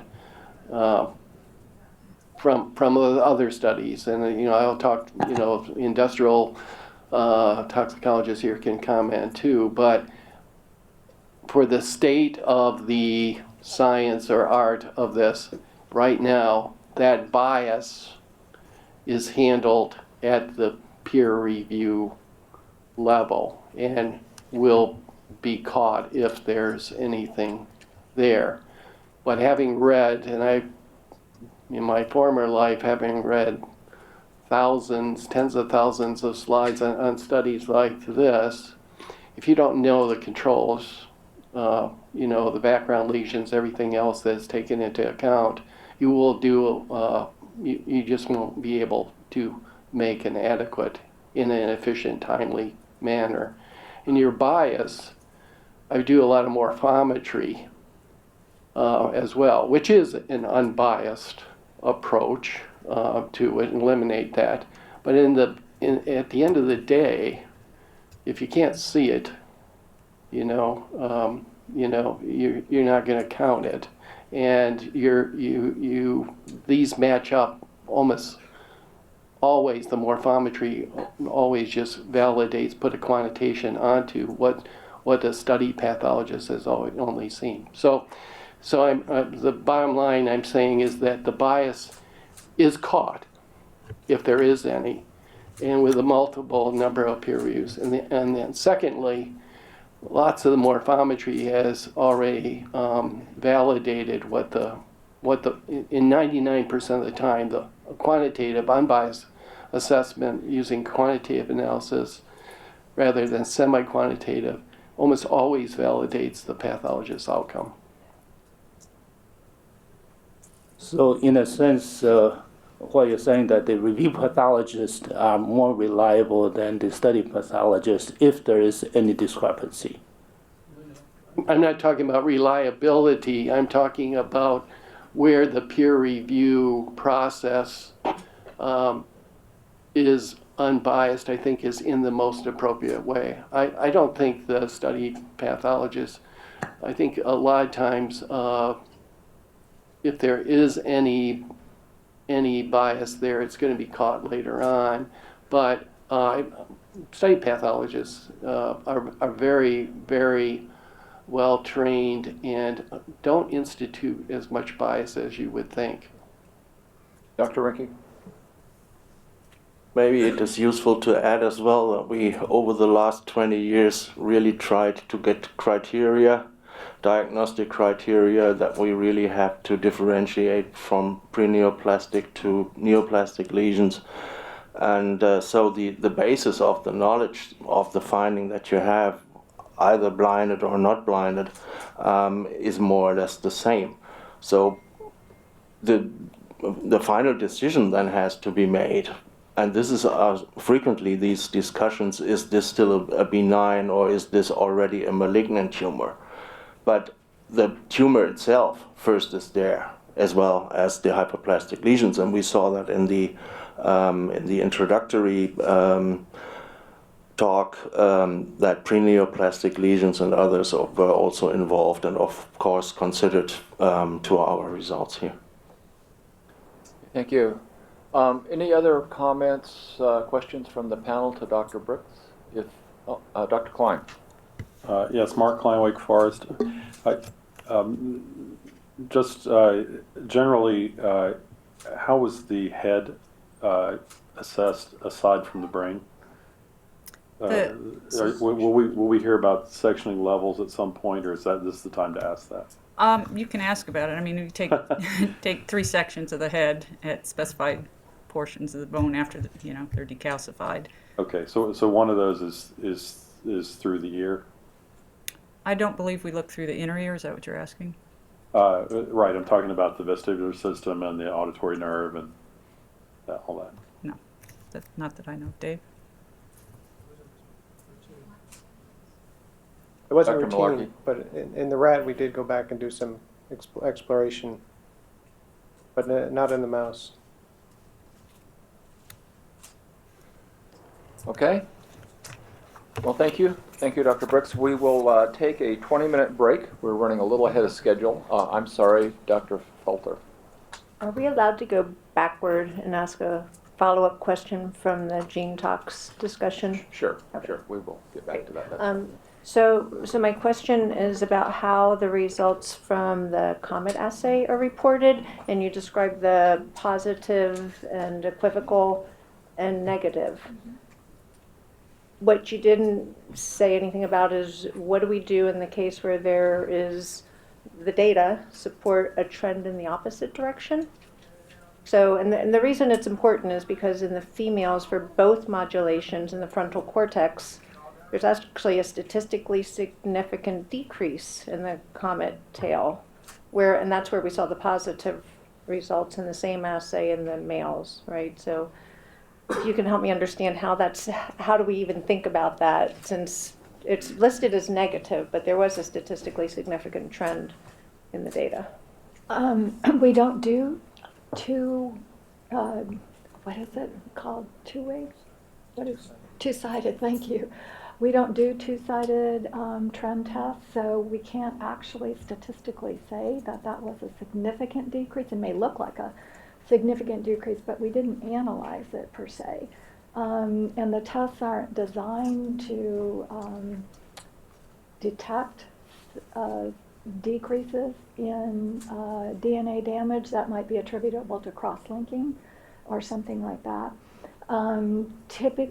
With a high background, you can see a decrease in DNA damage that would make you wonder whether or not you do have a cross-linking phenomenon occurring in that tissue. That would be something that should be followed up then a little bit more rigorously, and maybe do a test where you actually introduce a genotoxic compound, one that's known to increase DNA damage, and then you do your exposure of interest to see whether or not that damage level then drops with increasing dose of your test article. That would be a definitive way to look at cross-linking. Okay. Thank you. Okay, we are adjourned and we'll resume at 10:20. 20-minute break. Thank you. A brief explanation of the charge to the committee from Dr. Blightstone. Chad? Okay. This will be similar to the information that was provided yesterday, but as you know, we conduct rodent toxicity studies on agents of public health concern, and we describe these results in the NTP reports, which you will be reviewing today. There's the 5 levels of evidence of carcinogenic activity, which I described in my earlier talk, where the top 2 calls are considered positive. We have an equivocal, which may or may not be related to exposure, and then no evidence, and then inadequate study. These calls are presented in our reports, which all of you will be reviewing. Now the 2 reports, now we're moving on to the toxicity and carcinogenicity aspects, the biological response to the exposure. The first report will be the mouse report that we'll be reviewing, the exposure to 1900 megahertz with the GSM and CDMA modulations, and then following that we'll have the rat report with the exposure to 900 megahertz with the GSM and CDMA modulations.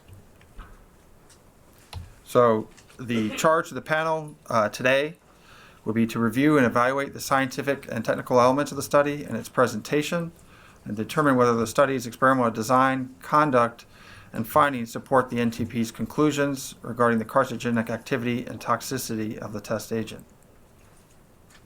And with that, I'll answer any questions regarding the charge. Thank you. Any questions from the panel on our charge? Okay, thank you, Chad. So we are now going to enter into our second public comment period. Could I have the next slide? He's getting it up there now. Thank you. So I again would like to acknowledge and thank all of those people who have submitted written comments. And it's important to recognize for those who have provided written comments that those comments have in fact been provided to the panel for their incorporation and their consideration in their own comments. So again, here is the list of those people who have provided us with written comments, and I thank them for their input, and trust that the committee has taken a look at all of these and incorporated the comments into their own reviews. Okay, thank you. So we will begin now with our oral presentation. We have, is Dr. On the phone? We have one presenter from South Korea, I believe, who is going to do this on phone. He's not on phone yet. We're on a little ahead of schedule, so he probably will join us later. So we will put him later in the schedule of oral presenters. So we will now move to Theodora Scarato. Dr. Scarato, we heard from her yesterday, and she'll now be talking about the biological aspect.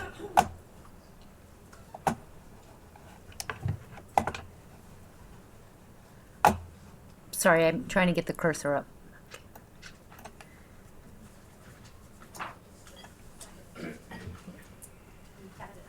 Off screen. Oh, I think it's okay. Yeah, there you go. It's just when you move them. And again, for those presenting public speakers, the same rules as yesterday apply. A 5-minute session. If you could please limit your presentation to 5 minutes. And the timer is there on the podium for you to see. And if you're speaking on anyone's behalf, please state that also. Thank you. Okay. People have no idea that we're researching. Wait, do I know? Wait, hold on. I think I pressed the button and it didn't do anything, so maybe I'm pressing the wrong button. Wait. It's not pressing. Right page up, page down, the arrow. No.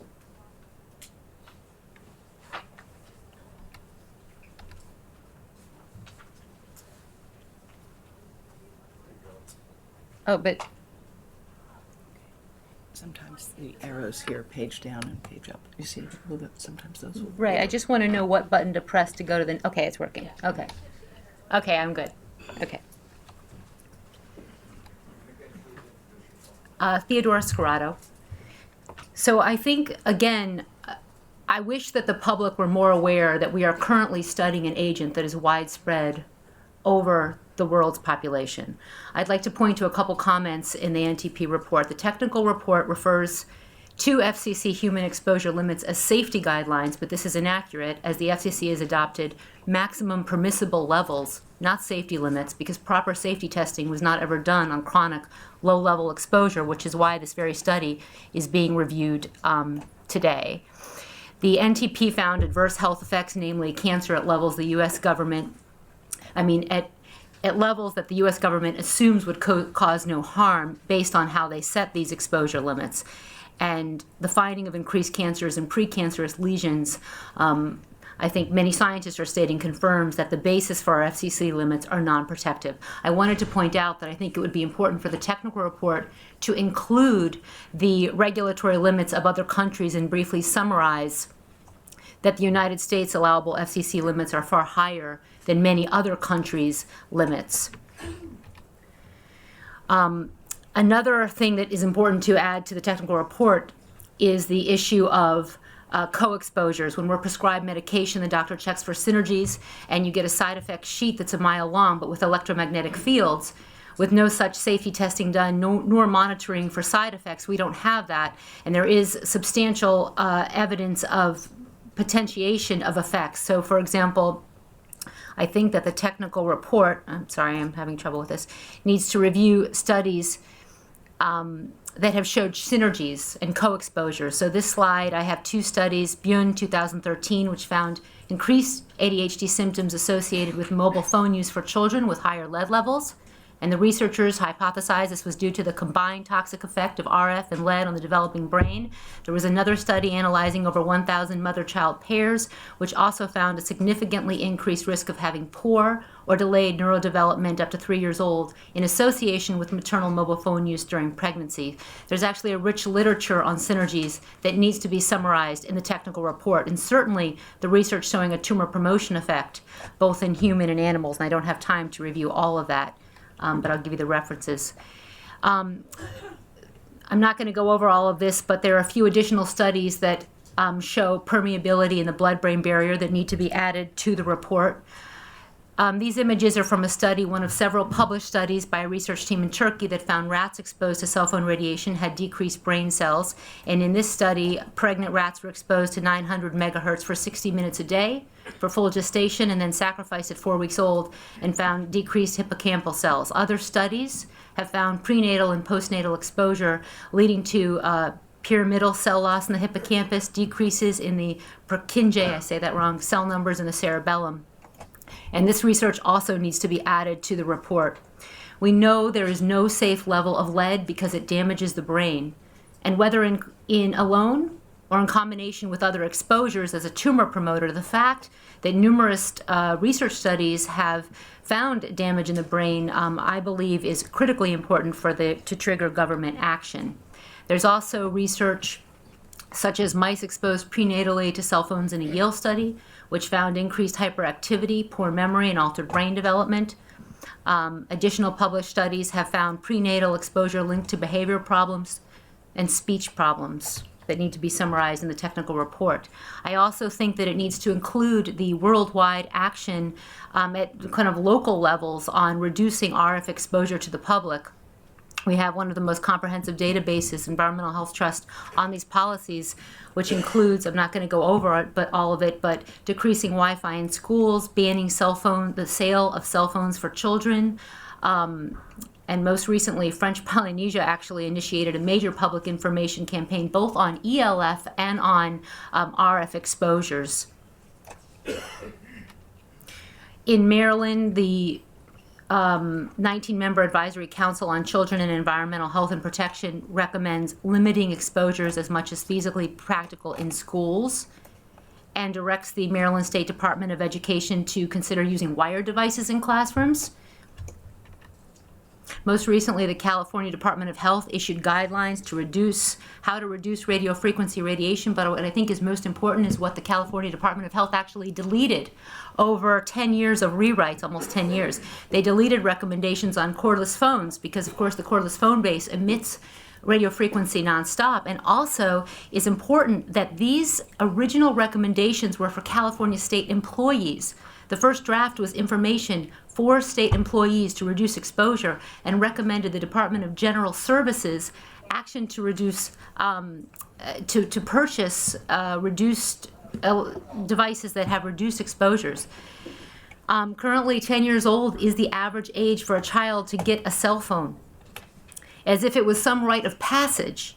Yet a decade ago, California was clear, do not allow children to use a cell phone except for emergencies. That was deleted, that very clear advice. And I think that occupational exposure, not just for cell tower workers, electrical workers on rooftops, which is critically important and represents an egregious lack of protection, but also for delivery drivers, restaurant, retail workers, state employees, and I would add that the way Wi-Fi is rolled out into schools, students are in the same category. I also noticed that the DNA damage analysis is missing from the NTP technical report as was presented in September 2016. This is the poster from the September meeting, which states that the results suggest that exposure to RFR has the potential to induce measurable DNA damage under certain exposure conditions. However, the 2018 draft has omitted such a characterization, and I think that needs to be added. I also noted that the information on the IR conclusions, that it supports the WHO IR conclusions. That sentence has disappeared in the 2018 report. At least that and reference needs to be added back on. So we have increased schwannoma in the two of the largest studies ever done with radiofrequency radiation. And yes, the Ramazzini study is a different exposure. However, they are concordant with the same agent.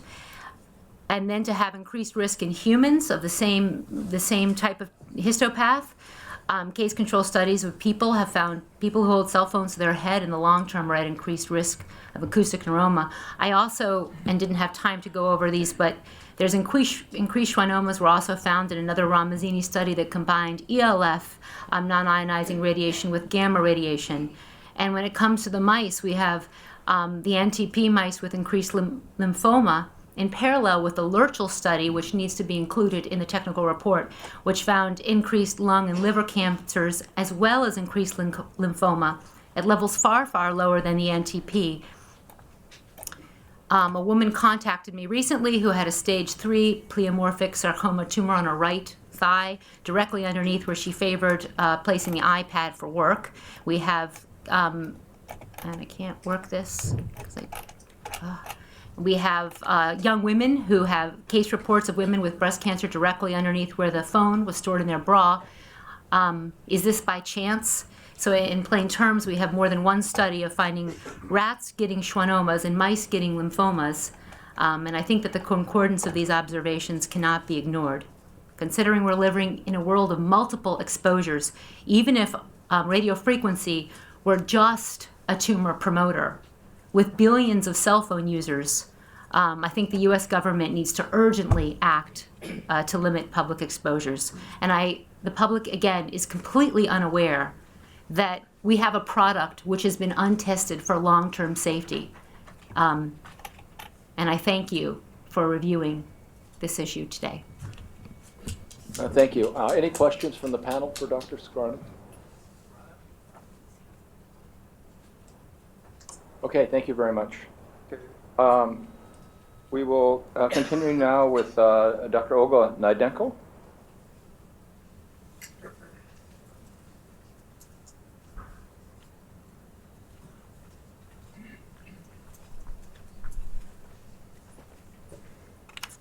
Good morning. For the record, my name is Olga Naidenko. I am a senior science advisor with Environmental Working Group, a nonprofit organization based in Washington, D.C. It is a pleasure and a privilege to be here talking to you on the second day of this important meeting. And of course, the EWG written comments have been submitted for the record and should be available now for all public and this important review panel. Moving on to what I would like to address today, this panel has read the news. We all are familiar with the discussion and the importance attached to the issue of safety of all the wireless devices which are around us today, especially the effects on children. After Theodora, that's a tough act to follow. There's not much more I can add about how public really needs to know the right and reliable information and look into the federal government scientists to come up with this kind of information. Rather than focusing on those topics, I would like to talk about something completely different, and that is how can this stuff really work? Because what this panel is reviewing is, of course, the NTP study itself, as Dr. Booker reminded us. But the fundamental framework is, if indeed, as we heard from FDA yesterday, the only thing that EMF radiation can do is hit the tissues, then one would say everything is not real, right? Heat cannot cause cancer, people would say. But again, the NTP is in a unique position to actually move ahead and start digging into the biology. And what I would like to mention is something that people around this table might not know. And that is that there is a company out there, happens to be called NovaCure. I have not met those people, so as federal government scientists say, this is just for information purposes only, not for promoting a specific company. And what this company NovaCure does is that they are now in stage 3 FDA-approved treatment for technologies they call tumor treating fields, which FDA has now allowed for phase 3 as a potential treatment for glioblastoma patients. They are now trying to apply it to a particular type of lung cancer. And the idea there is that the electric fields are applied to the heads of the patients with a brain tumor, supposedly decreasing the brain tumor growth. Now, one of the two things is right. Either that company is pulling the wool over the minds of everybody, possibly over the minds of FDA, although there is a very competent team of people at FDA reviewing drug applications. Many people around this table are very familiar with the very rigorous FDA drug approval process. So it is possible that that company has succeeded in hoodwinking everybody. It is also possible that the stuff actually works. And it is possible that electromagnetic fields not only have biological effects, but those effects are so subtle and potentially could be controlled in ways that not just cause things like affect how DNA divides and potentially affect the DNA stability, but also affect biology in a way that can be harnessed so as to provide cure. My favorite example for this is chemotherapy. No, I'm not saying that cell phones are like chemotherapy. This is just an analogy because analogies can work well. That is, chemotherapy saves lives. But nobody would want to put a sprinkle of chemotherapy on their kids' cereal in the morning every day, and then also on lunch and dinner. So the reason I'm taking you on this little story about NovaCure and Optune, you can Google tumor treating fields, you will see how far in the FDA approval they have gone, is as this panel and as NTP is considering this incredibly complex biology of how EMF can impinge on biological tissues. I suggest that somebody picks up the phone and talks to the FDA people who have approved their technology up to stage 3 and say, does this stuff really works?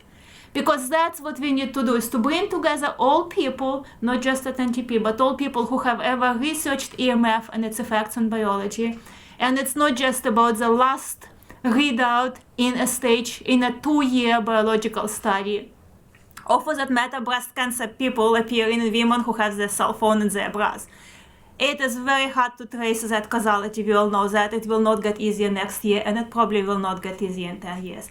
But sort of stepping back and looking at the biology, if in fact the EMF fields can affect the cells.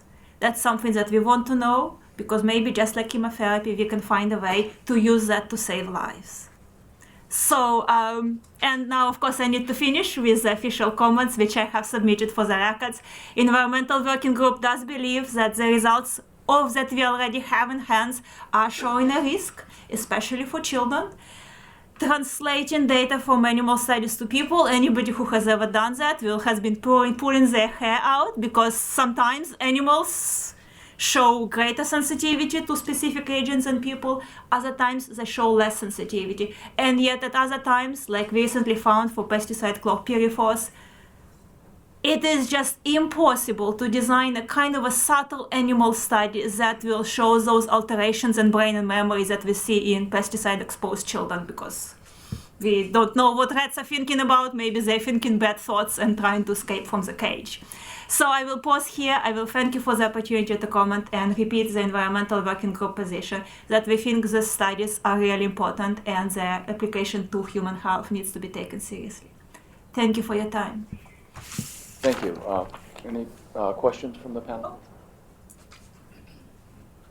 If not, thank you. Next is Dr. Deborah Davis. Good morning. I'm speaking to you today on behalf of some of my colleagues at the Hebrew University who share with me these concerns, and as someone who once sat where you're all sitting as a member of the Scientific Advisory Board for the NTP several years ago, I want to comment on the fact that this is an unprecedented review you are part of. I don't know of a single other compound in the history of this program that has been subject to a 3-day review. And I don't think it's because the science is debatable. I want to congratulate the team members here on doing an excellent job, particularly in explaining to those who may not be familiar with it how blinded pathology does work and why we proceed in the way that we do. I want to add that the comments provided about the international standards are noteworthy. I would point out that the home of the World Health Organization, the home of arguably some of the best technology ever developed here, Switzerland, is also this place with the lowest standards in the world today. This is a very important study that you've done, but I also would add it's not a lifetime study.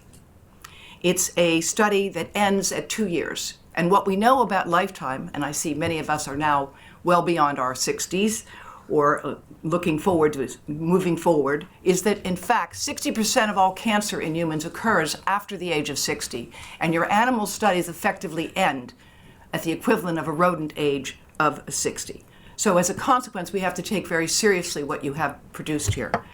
Now, I'm going to talk about the fact that it's really important that you stick with the controls in this study and not historical controls because of the unique housing, again, developed by talented engineers, and that the baseline rate of cardiac schwannoma, even in historical controls, is quite low, as your own data suggest from Greg Dinsey, who was one of my co-authors many years ago. And I think you need to re-examine some of the endpoints on reproductive and birth weight, because of course the birth weight impact is not just an impact on the pups, but I suggest it was interfering with lactation, of course, in the dams, which is why you have the birth weight, the continuation problem of low weight when the animals are still in nursing. Now, we see DNA damage, multi-site and multi-site increased cancers. While they may not be statistically significant, I think sometimes we confuse statistical significance and biological importance. And I believe that that may be part of what's happened in the very conservative write-up that we had before us. I would point out, as others have indicated, that cardiomyopathy, Schwann cell hyperplasia, and cardiac malignancies should be, in fact, combined for statistical significance, and that if you look, at realistic exposure scenarios, such as those we are experiencing in this room today, there are many of you that have in your pocket, on your body, a device that says, by the way, that it should be kept at least 5 millimeters away from the body, and you are all exposed to chemicals by virtue of being alive every day. And if we look finally at some trends in cancers, you will see some increases. The Ramazzini study that we talked about yesterday is now online. It is available.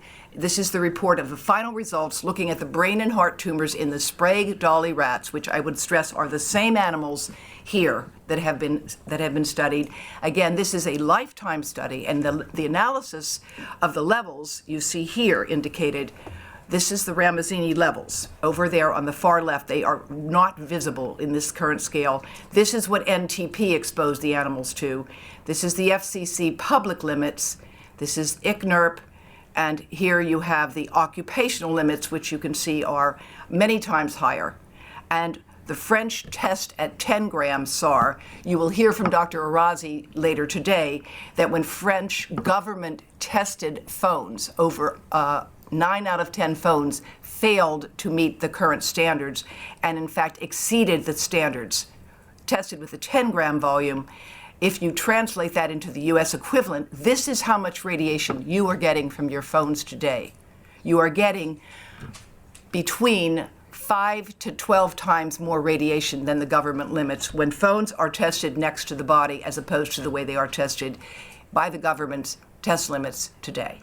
Now, this is just one table from Falcioni. I know we won't have time to go over it in detail, but I want to indicate to you, you see here the controls, and you see hyperplasia, endocardial, intramural, and schwannomas. But if you combine, this is now groups 2, 3, and 4, and if you combine the data on hyperplasia with the schwannomas, you find a statistically significant increase with schwannomas. It's not just the high-dose group, and we argue, of course, that you want to combine this.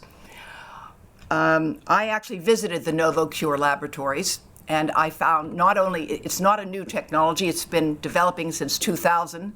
There are over 900 clinical centers that are now using it. It is considered by the Society of Neuro-Oncology as a state-of-the-art treatment for brain cancer today because of the fact that tumor treating fields can and will kill glioblastoma cells. What we see here in the results from the NTP is if you combine the data on heart, brain, and together, and you look at what Falcioni has done, you see that there is a combined effect, elevation of significant in male and female rats combined. And I think we have to make the analysis where you're not just looking at the schwannoma alone, but at the hyperplasias. And just to go back, if you look at the hyperplasia and the endocardial and intramural schwannomas combined, you get much more robust numbers. Now, the non-statistically significant dose-dependent increase is shown in the Falcioni data.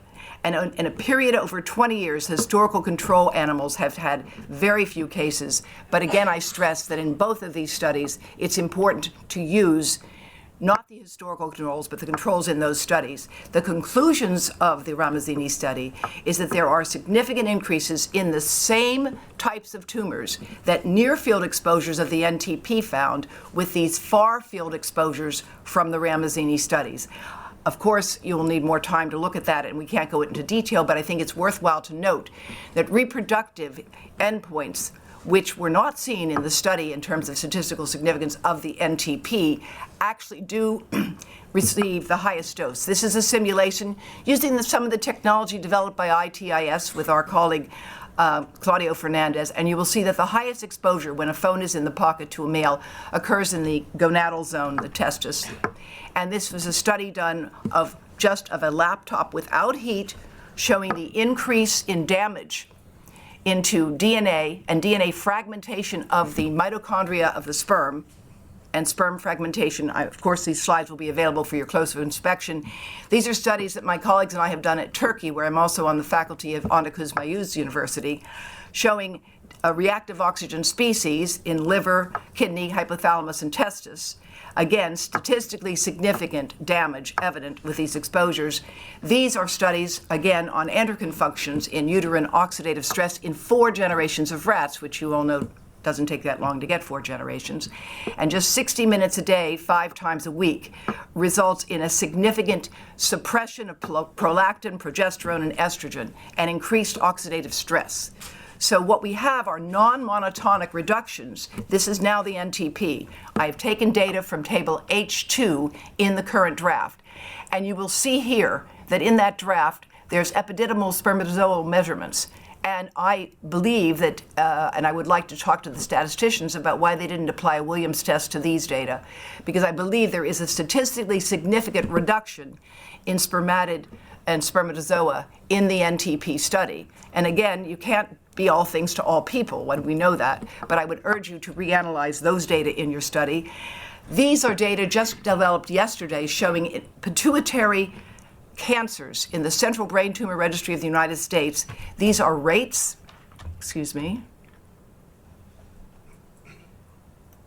in the United States of one of the only national registries that we have of brain tumors of all types. And you see here a very real increase, and this is the age-adjusted rate of pituitary cancers as reported by CB Trust, which gets its data from the CDC. I think it would be a mistake to take anything other than this is a trend that should not be ignored, but it is consistent with what the NTP has also observed, which is an increase in these same cancers. Finally, I leave you this to look at YouTube, as you will see that the 5G, which is this new technology, which is in fact weaker in power for the way it will be used in phones, is being used for non-lethal weapons, and there's entire websites of the Department of Defense explaining this use. And I think I will stop at this point, but leave you with this. The breast cancers that were referred to are multifocal primary tumors. We have 4 cases age 21 so far. This means multifocal, different primaries, all occurring under where the antennas of the phone were stored. Now, this is not a statistically significant study. It's not an epidemiologic study. It's a case series report. That's all we have. These 4 21-year-olds have no family history, negative for BRCA. There is no known risk factor, and they all have multifocal primary tumors. Their physicians have contacted me because of our concern and interest in this. And in the meantime, what we are doing, I'm not making this up. You can get this at Toys R Us. It's a teething rattle case for an iPhone. There are over 10,000 apps for infants and toddlers so that your baby can play with the phone and the apps. Now, children can learn to swipe before they can learn to talk or sit up or eat, right? These devices don't have to be tested for safety. And it says on the box, protect your phone from the baby. That's what it says. I think that the results of the study here suggest we need to do a better job on things like this. And I wish this was something that I made up as a prop, but I assure you that it's not. Thank you very much. Thank you, Dr. Davis. Any questions for Dr. Davis from the panel? And if any of you pathologists would like to help in this analysis of the breast cancer cases that we have, I would be delighted, because we're looking for whether we can find a pathognomonic signature that might be useful here, because they're so unusual in the presentation. Thank you. Niels? I assume that you're aware that the slide you showed about the exposure is mixing oranges and bananas. That you yes. compare whole body versus spatial peak, and if you compare it fairly, the NTP study would be conservative with respect to the exposure. Thank you for that point. I absolutely agree with you, yes. The NTP is conservative for exposure, and you'll see from the next presentation why it is the case. Because the French have a national agency which actually tests phones. And thanks to the work of my courageous colleague, Dr. Marc Arazi, a physician who has traveled here all the way from Paris, you will see that what the French have shown is that when you test phones, if I may take a moment, the way phones are tested. We're way over time. So. I understand, but I think it's important for the panel to understand this. The way phones are tested today, they're tested in a holster away from the body. Now, nobody here besides somebody age 70 uses their phone in a holster anymore. I plead guilty to sometimes doing that. But that's how phones are tested, with a spacer that can be as much as a centimeter or more off the body.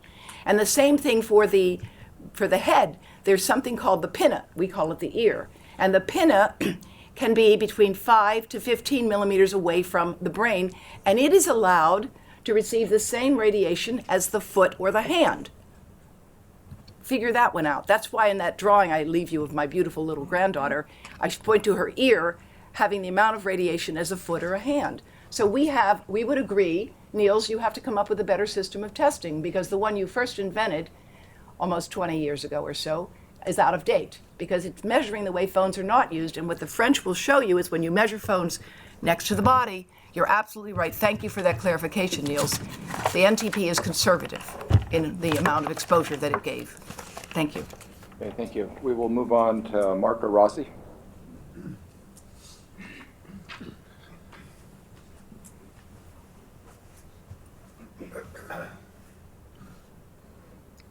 That's it. Hi, I'm Dr. Marc Arazi.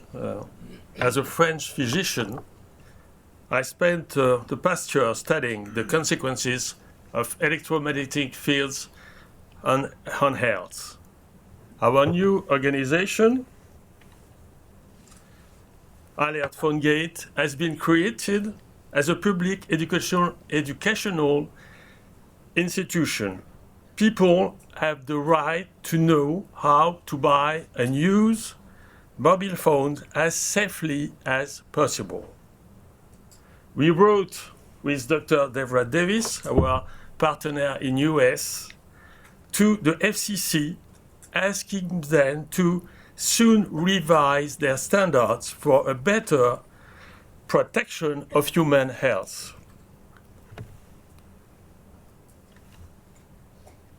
First of all, we would like to thank the scientific NTP team for the quality and interest of this study. Your choice to use ISR level is particularly interesting because in the scientific literature, few studies have been done in this regard. We find your result concerning the effects on many organs, heart, liver, pancreas, thyroid, particularly important is in understanding the risk related to radio frequencies waves on the whole body, not only on the brain. Our comments today, and there were talk about that, will be restricted to the question of exposure that were used on the NTP study and how they will relate to recently released data from the French government National Frequency Testing Agency. The reviewing of this data are at the origin of the international sanitary and industrial scandal called PhoneGate. In July 2016, the French National Agency for Health and Safety, Assays, published an important report entitled Exposure to Radiofrequency and Child Health. The report brought that 9 out of 10 mobile phones tested in 2015 by the French National Frequency Agency, ANFR, in contact with the body, show a SAR level higher than 2 watts by kilo, and 1 out of 4 a SAR level more than 4 watts by kilo. After several legal action of our part, an ANFR published on March on its data site the complete report of 442 cell phones tested until 2017. And you just have a part, and you will have the website to go and see for all the measurement we have. This result shows that the leading mobile phones sold in France, as well as Europe, as well as in 115 countries in the world, exceed the regulatory limits.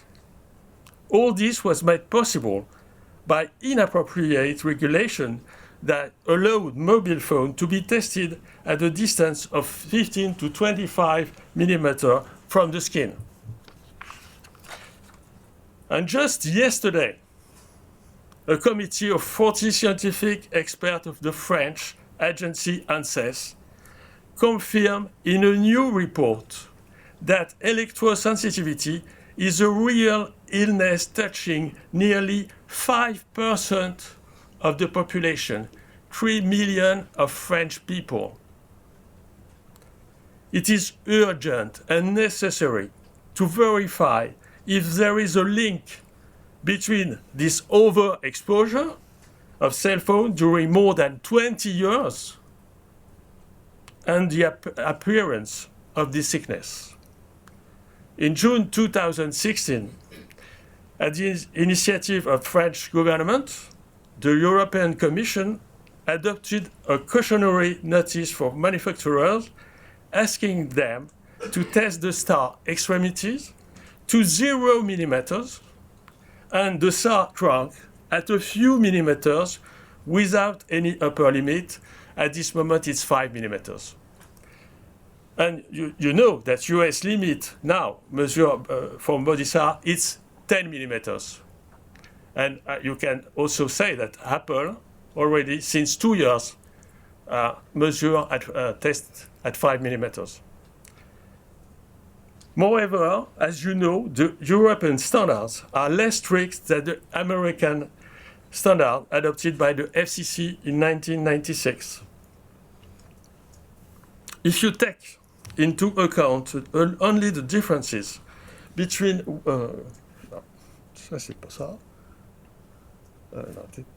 this one. Okay. Between 1 gram and 10 gram to calculate the SAR, a mobile phone tested at 7 watts by kilo by ANFR would have a SAR almost 3 times higher. It's going to be 20 watts by kilo for 1 gram of tissue and nearly 50 times the legal threshold allowed in the US.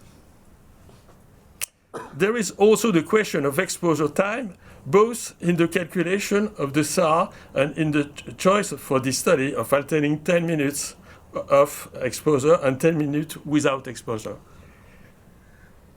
It seems really necessary, and I insist about that, to focus on realistic use made by users. So, if indeed it is difficult to compare the whole body SAR levels of your study and those of the SAR body and extremities, that is no more possible to say that humans are less exposed than rats and mice.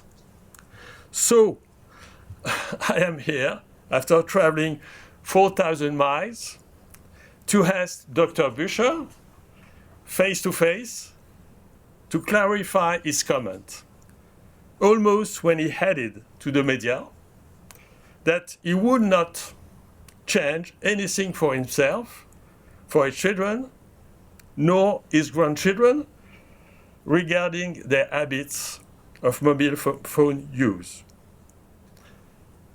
I hope. Would you make the same comments with now? You imagine the serious consequences in terms of public health, especially in delaying simple measure of protection for billions of users. I will finish with this really simple advice I hear the first time from Deborah, and I say it all the time now, and I hope you will do the same. Distance with your cell phone is your best friend. Okay, I repeat, distance with your cell phone is your best friend.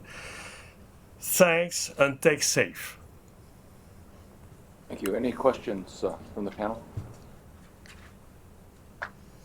Okay, thank you. Thank you. We will move on to Annie Sesko. You can please introduce yourself.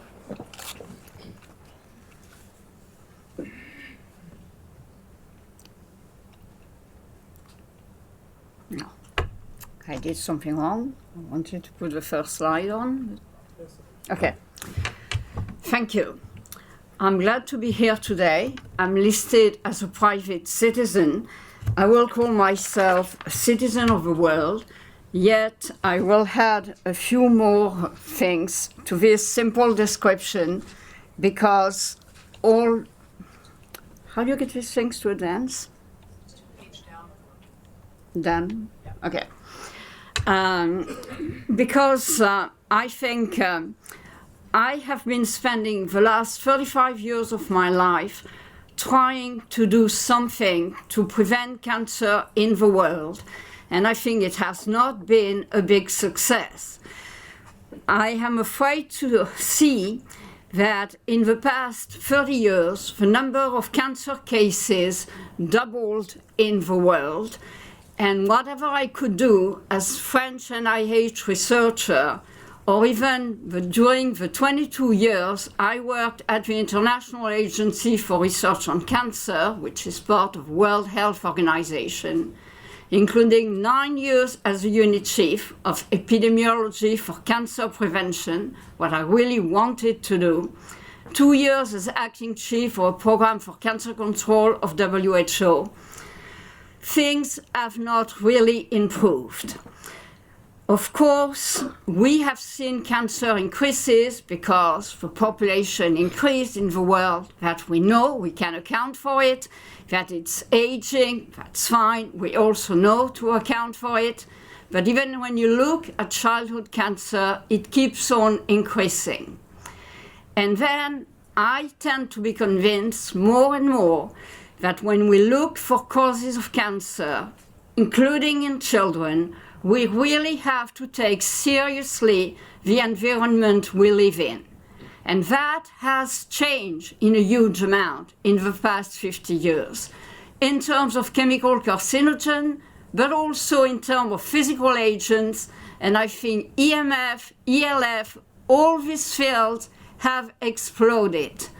We are now living in a place, on a planet, where soon there will not be anyone unexposed, which will make it difficult, in fact, to demonstrate the fact that EMF exposure is a carcinogen. How is epidemiology going to manage when everyone will be exposed? Of course, we will try to do it in a more detailed way with the issue of dose response, which maybe will be providing some information.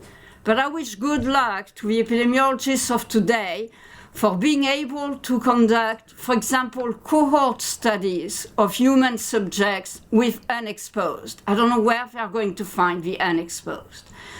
In terms of carcinogenic, you have to rely with study. I know often present, for example, increase comparing a field in epidemiology. Most of the interesting results come from case control study. I know the results are very often presented at no overall increase, comparing exposed to unexposed, but I think we really have to focus on the only group of interest in terms of carcinogenicity, which are the ones who have been the most heavily exposed, either in terms of intensity of exposure, but most importantly, in terms of duration. And there, almost all case reference studies which have been done on this topic have found statistically significant, for most of them, increased risk. That's the case of the Nordic studies done by Ardell and his colleagues. That's the case of the interphone study for people who were exposed more than 1,600 something hours. But it's also the case of some studies presented as negative. For example, the Cephalo study done on children aged 7 to 19 with brain tumors. And even there, the results are not statistically significant except for one, the most heavily exposed, but all the effect measures are greater than 1, so the risk exists. And we should not ignore that. So if we cannot do epidemiology, then we will be left with experimental study. And that's why I'm very happy to comment here the NTP study. There you can have an exposed group, and in fact one of my comments to the NTP study is that maybe the unexposed groups should be larger to avoid the use of historical control, but also from a statistical point of view, they should be larger than each of the exposed group, and maybe that will provide somewhat more stable results. So I just wanted to put a slide I got this morning from the UK. It's an in-press study looking at descriptive epidemiology, because if we cannot do etiological studies looking for the causes of cancer in humans, we will be able to look and follow up the statistics. And that comes from the UK. The dark graph, one going up, is glioblastoma. That's the worst form of brain cancer, the most aggressive, and it's going up from 75 to nowadays. Do we really want to see it keeping going up? It will. Nothing is being done. It will take a long while if we take preventive measure to make it going down. Of course, it's only a correlation time period, so that doesn't prove anything. But on the other hand, I think at least the question has to be asked. Same thing for pituitary tumors in Sweden. That comes from Ardell. And to get back and finish on the NTP study, I think it's really excellent that this study has been done, because it's a very large, well-conducted, methodologically sound study. No complaint about all of that. Of course, some questions may remain on the choice of exposure. And one point I want to make is that if we now have to rely on experimental study for the future, then we should really hurry up when there is a new technology being launched to do this kind of study. The question of a 5G, are we going to expose the whole population before testing it in animals in a careful way? Experimental study can provide some answers in 2 years. I know 2 years nowadays, it's a century. But nevertheless, if that could avoid unnecessary exposures to be put on the market, it will be good for the health of the populations. The differences, the fact that there are differences between rats and mice, males and females, some things which are statistically significant and other not, it has to be taken into consideration. But I prefer to look at the fact of the consistency of the result in between what we know from clinicians, from clinical studies, from EPI, from what we see in the mice and in the rat, in different studies. All studies have limitations, but when they keep on pointing in the same direction, we really have to take it into account. So I think that the NTP study provides more evidence of carcinogenicity. The Ramazzini also adds something more, and we need to have more on the newer frequencies which are going to be used. And it would have been so great to have it before the world population is going to be exposed to it. Why am I worried about that? Well, because I'm a doctor, after all, and I never forgot the Hippocratic Oath. First, do no harm. Primum non nocere. And I think just as a person, whoever you are, I mean, all people, including the industrial people who produce cell phones or whatever else, do not want to do harm to people. So we really have to take into account even small sentinels indicator. 10 years ago, with David Savon-Schreiber, who's now dead, we wrote an appeal. It was one of the first ones, and there were many more, saying to people, be cautious when using your cell phone. And in fact, I could have the same answer that, no, I didn't change my way of using a phone over the years, because already 10 years ago, we were telling people, keep the phone away from your body, try not to use it. If you have access to a landline, use the landline, text rather than talk. So there it was, and we already thought at that time we had enough data. 10 years later, I'm afraid to see so many more data has accumulated, and we still have to repeat these simple things. So now I tend to think precaution is even past. We should really enter into prevention. Thank you. Thank you. Questions for Dr. Sesto? Thank you. Next we have Kevin Modis. Could I just make one comment? Oh, I'm sorry. I just. It's a side, actually.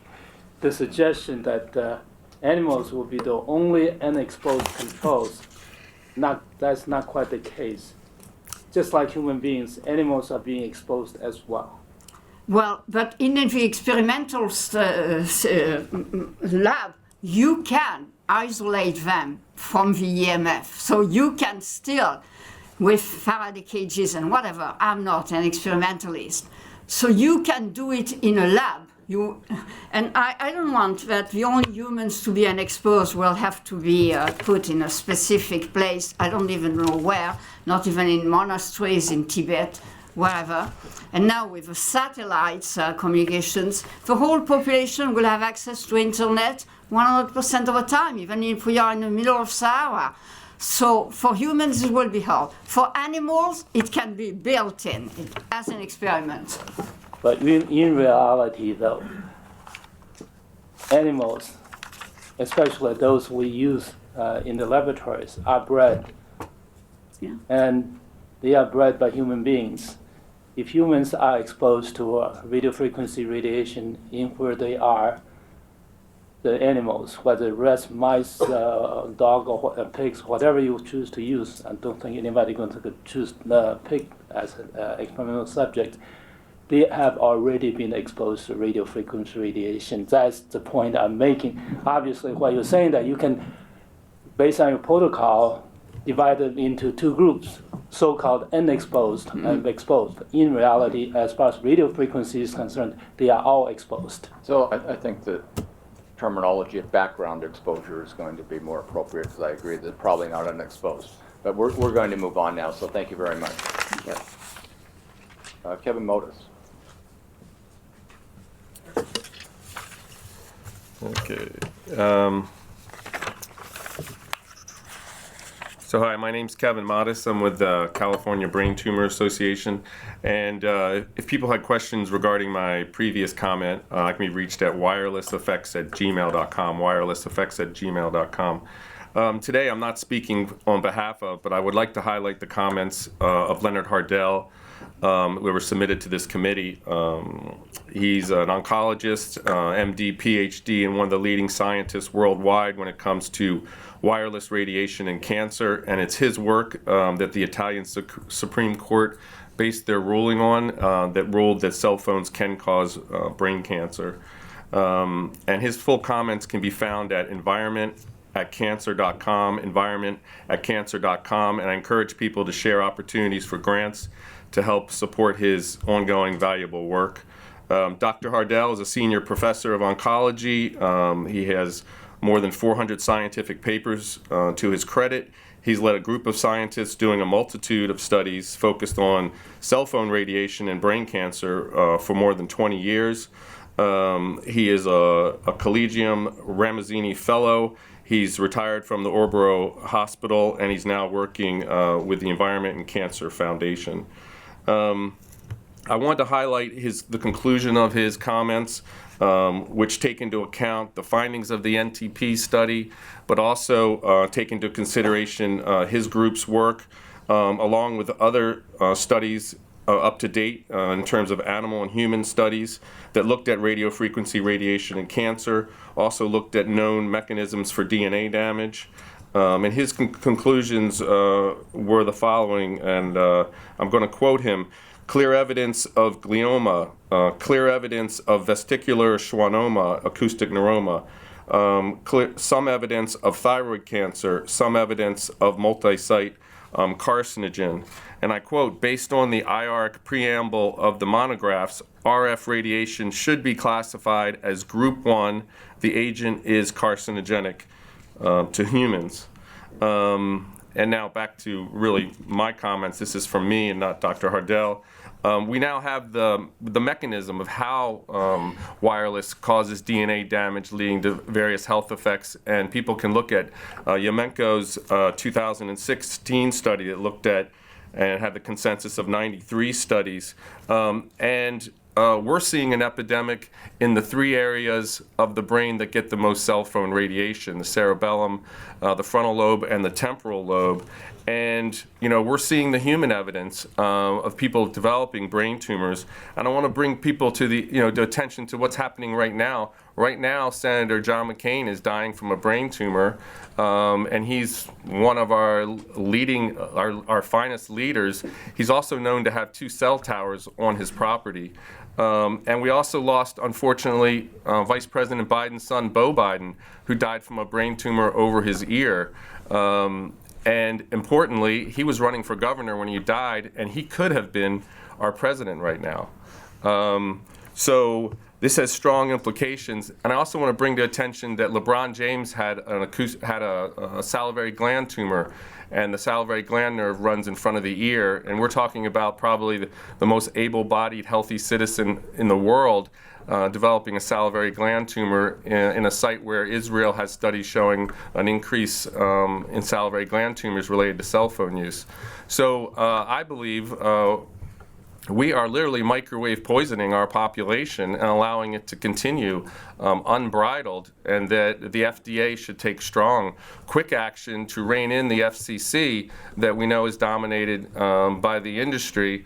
Understand this: the FCC is currently authorizing the release of 4 times as much wireless spectrum as we have ever had, with the rollout of 5G and the Internet of Things, promising millions of new cell tower transmitters and multi-millions of smaller transmitters being located in anything you can imagine. And as was mentioned before, floating cell transmitters low over the skies from balloons, covering our planet from satellite. We're talking about a thorough maximization of exposure, and that this program needs to take a strong stand and force the hand of the FDA and others to put a brake on what the FCC is doing, because based on this study and the other studies and Professor Hardell's insistence that we are dealing with a class 1 human carcinogen, we should be minimizing it, not recklessly maximizing it as we are now. And again, not testing any of these new frequencies for non-thermal effects, which this study clearly showed, and the Ramazzini study also showed. Regarding electrosensitivity, let's call it what it really is: microwave sickness. And I was asked by one of the panelists, in 1972, people can just Google Naval Medical Research Institute 1972, they articulated 122 symptoms of microwave sickness from Navy men that were being exposed by radar on their ships, and these were healthy men. And they cited 6,000 studies looking at thermal and non-thermal effects, mostly focused on non-thermal effects. So when the FCC and many people I talk to say there's no evidence and it's inconclusive or we're not sure, that's the industry talking. The reality is we had this information 1972. And we continue to ignore it. The fact that we continue to ignore it and have this conversation, and that this study is so critically important, shows the power of the industry to ignore the science, to ignore the sick people, and to push on for profit not for the protection and public health of the people. And everyone should be alarmed because there's no one who's going to be exempt from this, as they exempt these transmitters from any type of environmental review and any type of look at non-thermal effects. Everyone should be alarmed because this is a public health crisis, not in the making, in reality right now, which they are going to make incredibly worse to a point of being horrific. And the fact that the FDA is not taking stronger action and continues to spin this is criminal, because we are dealing with the people who are literally dying from this, literally being driven out of their homes by electrosensitivity, losing everything they ever had. And it must stop now. We must take action, and we must stop just doing our job and start doing what's right for the sake of our country, for the sake of our world. And I don't think this is any exaggeration given the findings of the NTP study. Thank you, Mr. Modis. Questions from the panel? No questions, really? All right. Okay, thank you. Thank you. Check for a moment to see if our speaker from South Korea is on the line. Yes, let's go ahead.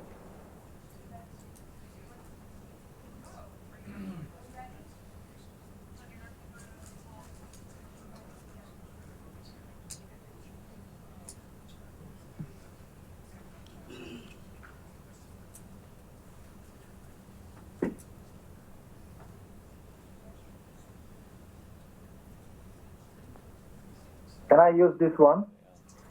Yes, that works, Dr. On.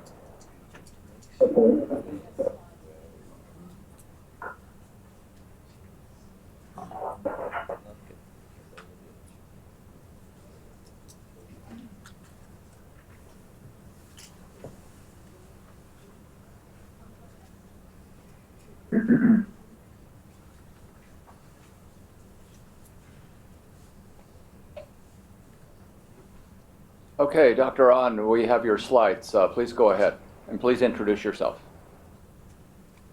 Okay. And next, please. Next slide, please. We have it.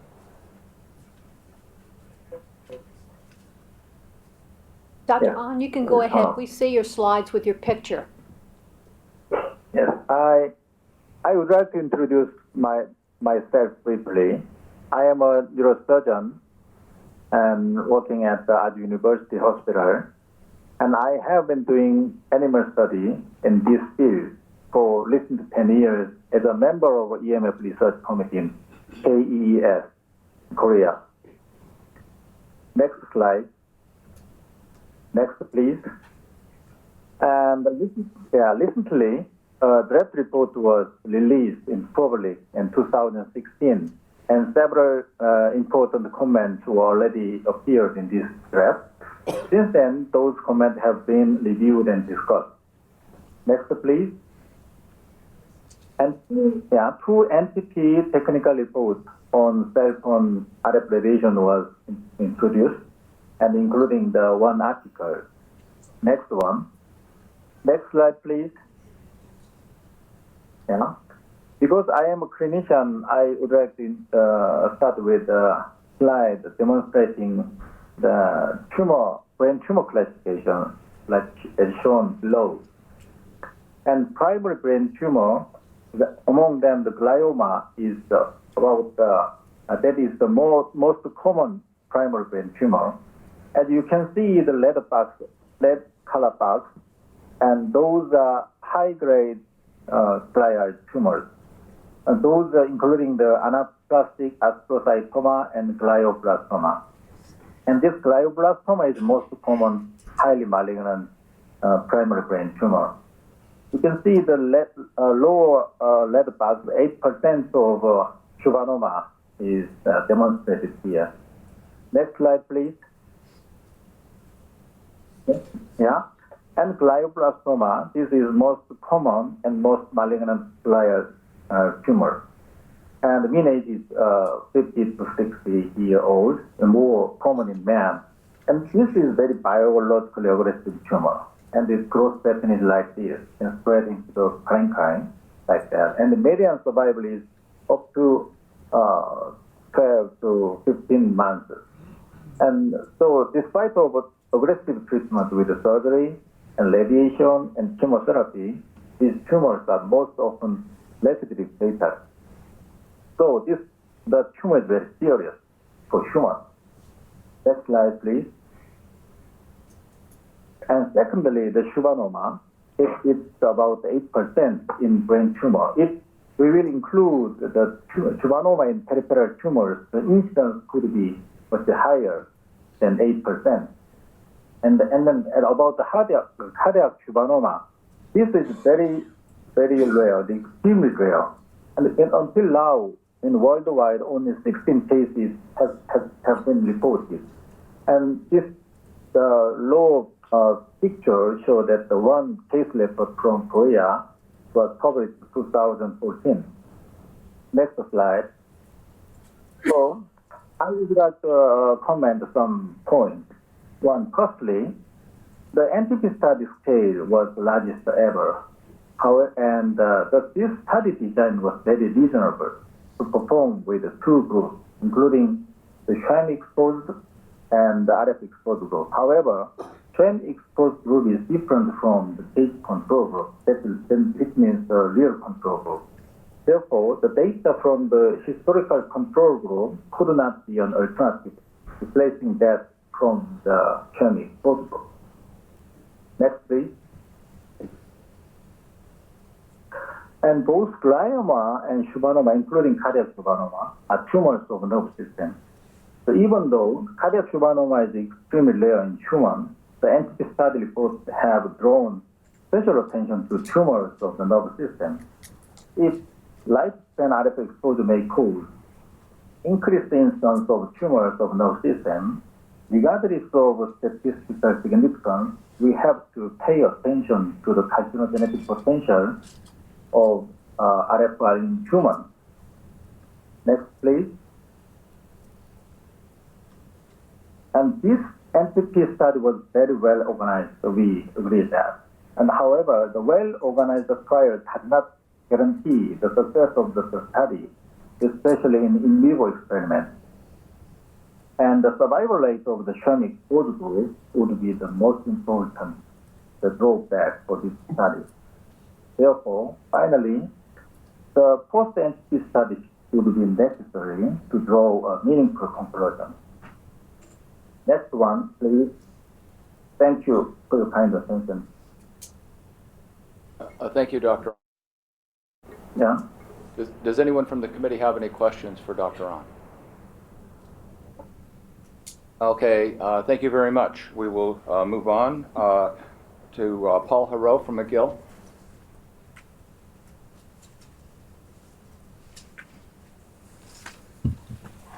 Thank you very much. I am still a physicist, and I still teach graduate courses in toxicology and health effects of electromagnetism at McGill University.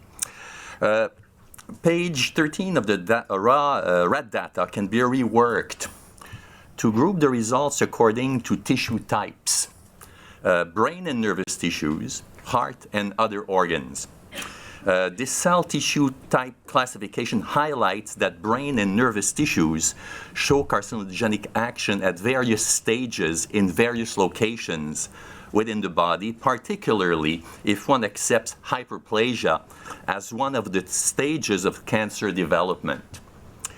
The mechanisms of metabolic disruption by electromagnetic fields proceeds through the Lorentz force, interference with hydrogen bridges, and electron tunneling, and is understood down to the quantum mechanical level. So I really challenge the notion that there are no mechanisms to support this. From a very basic mechanism of action on free electrons and protons, EMFs have downstream effects that reflect the complexity of cell metabolism.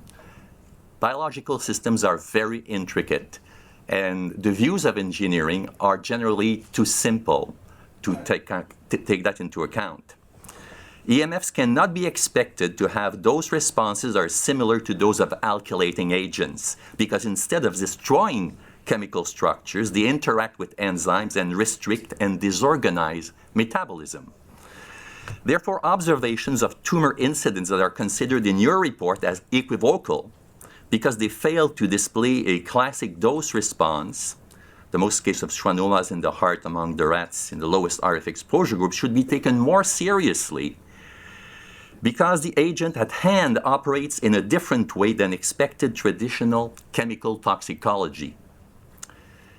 Our work has found that past given threshold of action, EMFs can, for some variables, have an almost flat response over 2 orders of magnitude.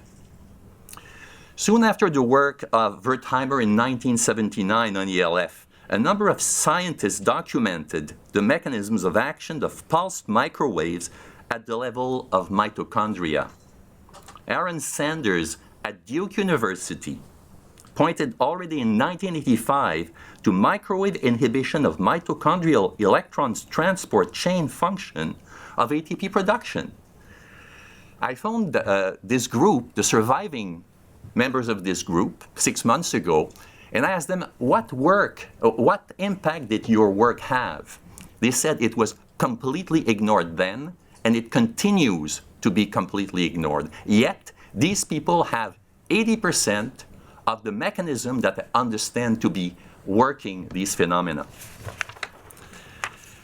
We pointed to the same oxidative phosphorylation inhibition associated with ELF magnetic fields, describing the impairment of ATP synthase and its downstream effects on AMPK alpha.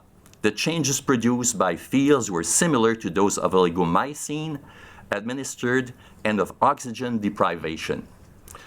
When oxidative phosphorylation in mitochondria is inhibited at the level of ATP synthase, delta Pm, the mitochondrial membrane potential, is increased. A 7% increase in this potential increases ROS production by 70%. That's MEWA 2003.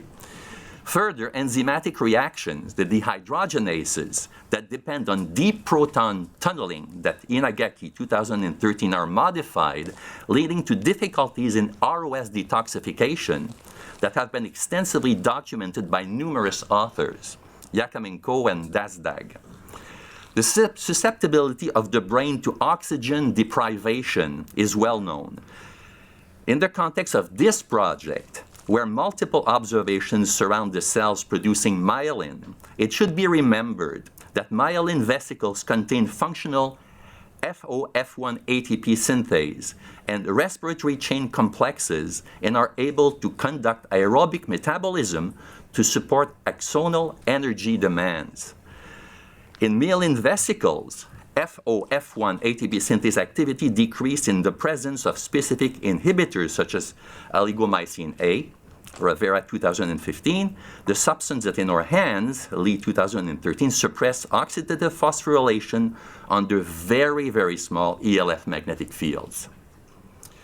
Although some have claimed that exposures used in the NTP are high in comparison with human exposures, this criticism ignores the fact that in the study, 2 years of rodent life are meant to represent the full human lifespan.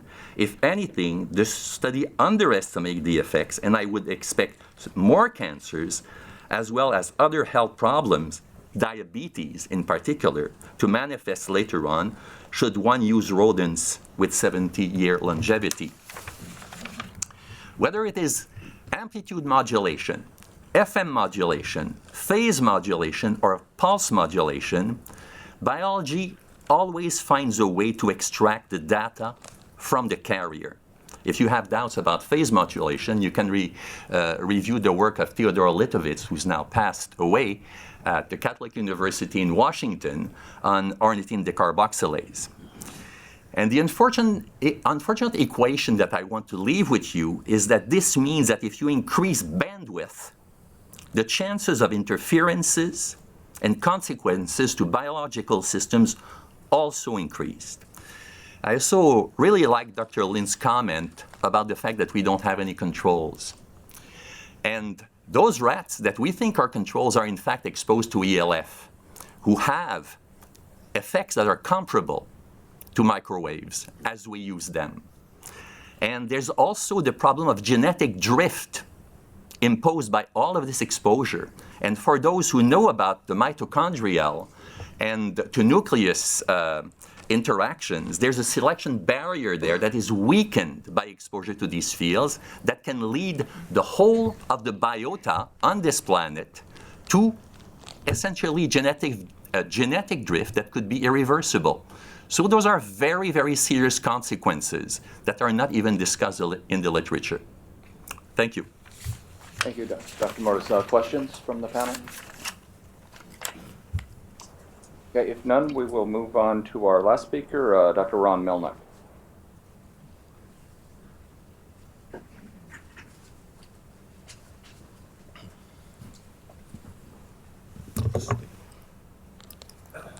Hello.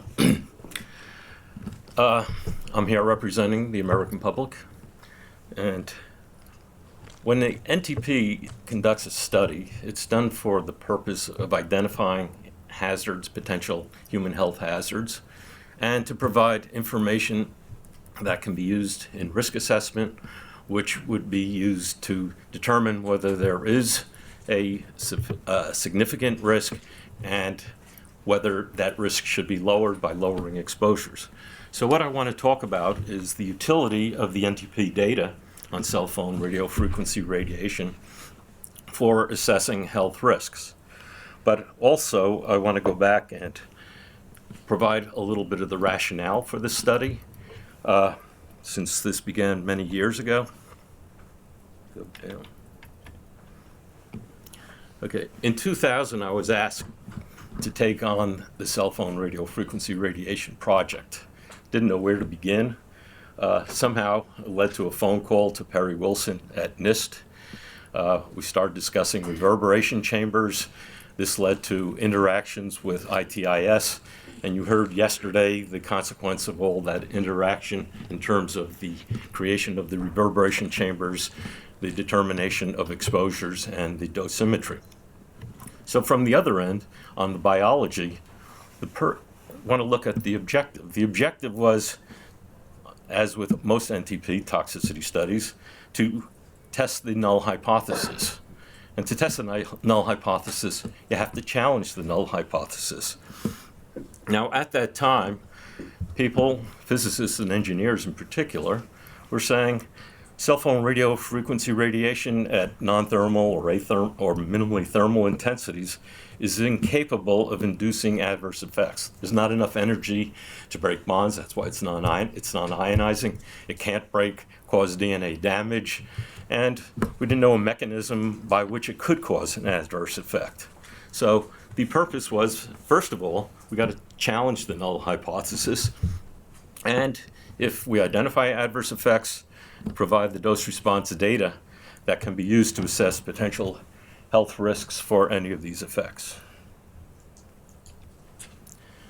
So going back to then, how do we design this particular study?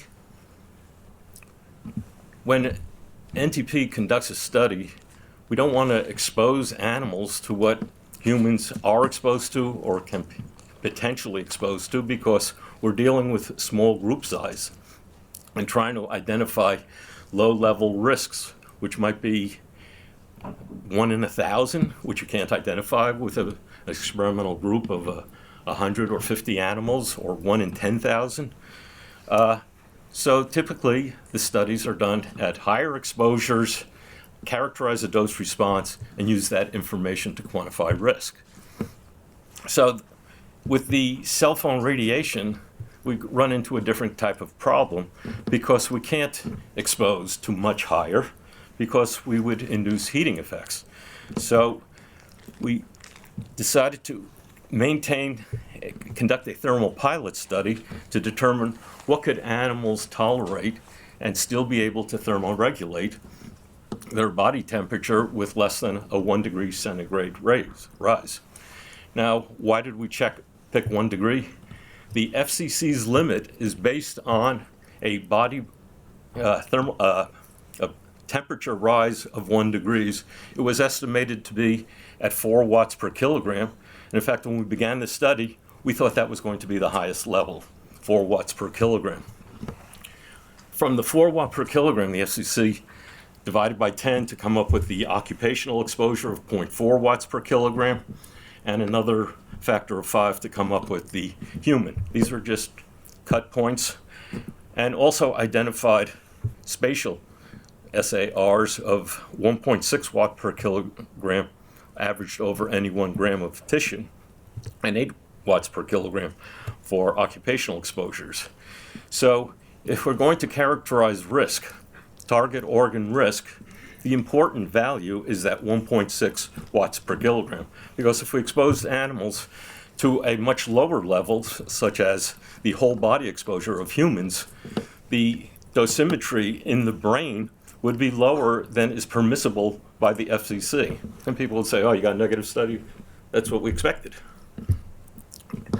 So because we were limited by the heating effect, to challenge that null hypothesis, daily exposures were extended up to 9 hours per day. And there had been other studies in which animals were restrained. We did not want the animals to be restrained. And that's how we came up with a reverberation chamber. At that time, we were considering studying frequencies 900 and 1900 for both modulation, CDMA, and GSM. But early on, Niels Kuster's group provided their initial dosimetry model where they compared the organ-specific SAR to the whole body SAR and produced this kind of graph, and this was discussed a little bit yesterday. But you can see with the mouse at 900 megahertz, most of the absorbed dose is in the tail. Similarly for the rat at 1.9 gigahertz. That was not the objective of the study, to find out what happens to the rat or mouse tail.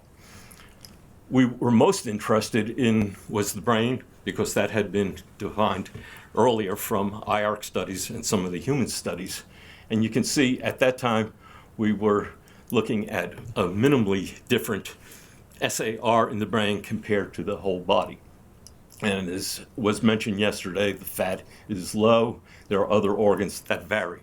So when you expose the whole body, we're not going to get a straight line across all tissues, but the particular one that we wanted the most emphasis was on the brain and not on the tail. Okay, so the results that are in the technical reports show, I think, quite clearly that the null hypothesis has been disproven. There were perinatal effects. There were dose-related reductions in pup birth weights with both modulations, and in weight gains of pups and dams during lactation.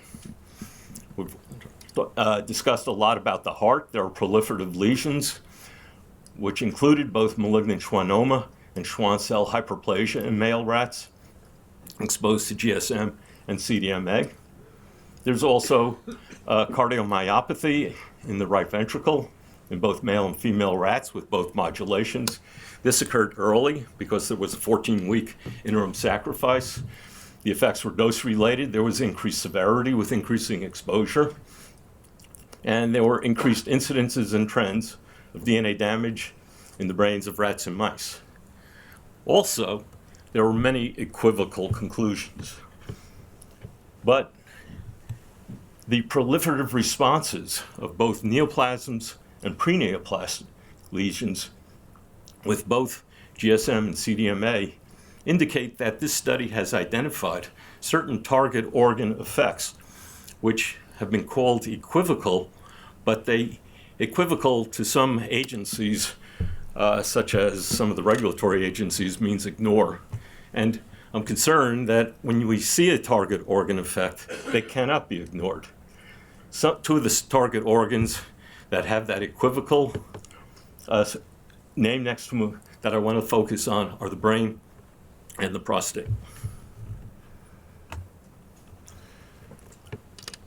So the data that is available for the brain and with both the GSM and CDMA exposures show that there were gliomas in both, with both exposures. There were also glial cell hyperplasias, which are part of the continuum of the process, the cancer process leading to adenoma and carcinoma. Is also, if we total these, there's a total proliferative effect with both GSM and CDMA.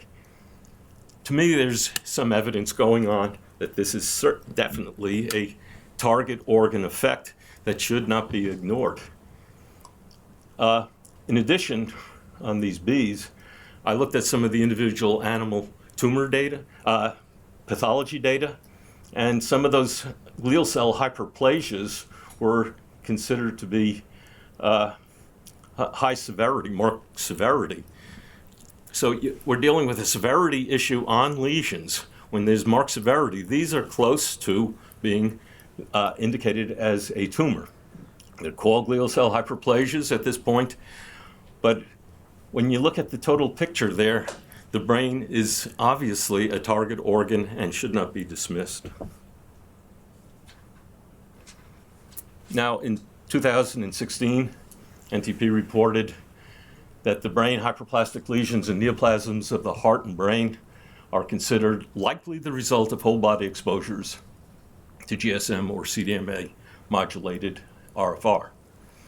But in the technical report, it says now there was some evidence of carcinogenic activity of GSM and CDMA modulated cell phone radiofrequency radiation in male spray dolly rats based on schwannomas in the heart.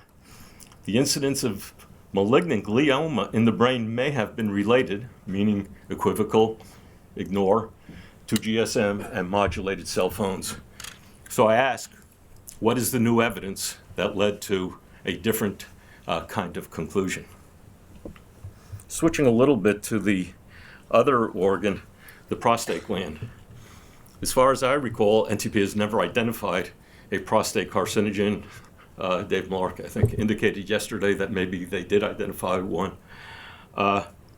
This is, although the historical control data are something that we got to take with a grain of salt, it does indicate how often this shows up in studies. It's a rare tumor. You can see because the one or the two identified in this study make up the historical control rate here, that we're seeing adenoma carcinoma, 7.8% with a range of 0 to 2%. This is a very unusual finding. And when we look at hyperplasia, in all dose groups, there is an increase in epithelial hyperplasia, part of the pre-neoplastic lesion, with increasing severity with dose. And when we look at this in total, we're finding significant effects at the 3 watt per kilogram and at the 6 watt per kilogram. I contend that this is not just suggestive, this is evidence, convincing evidence of a target organ effect that should not be ignored. So you ask the question, what about survival differences between exposed and sham? That's a good question. But taking a look at some of the data, the CDMA 6 watt per kilogram group had the highest tumor incidence of all the groups. This, at week 93, this is the CDM 6 watt per kilogram compared to the control. At week 93, these were identical.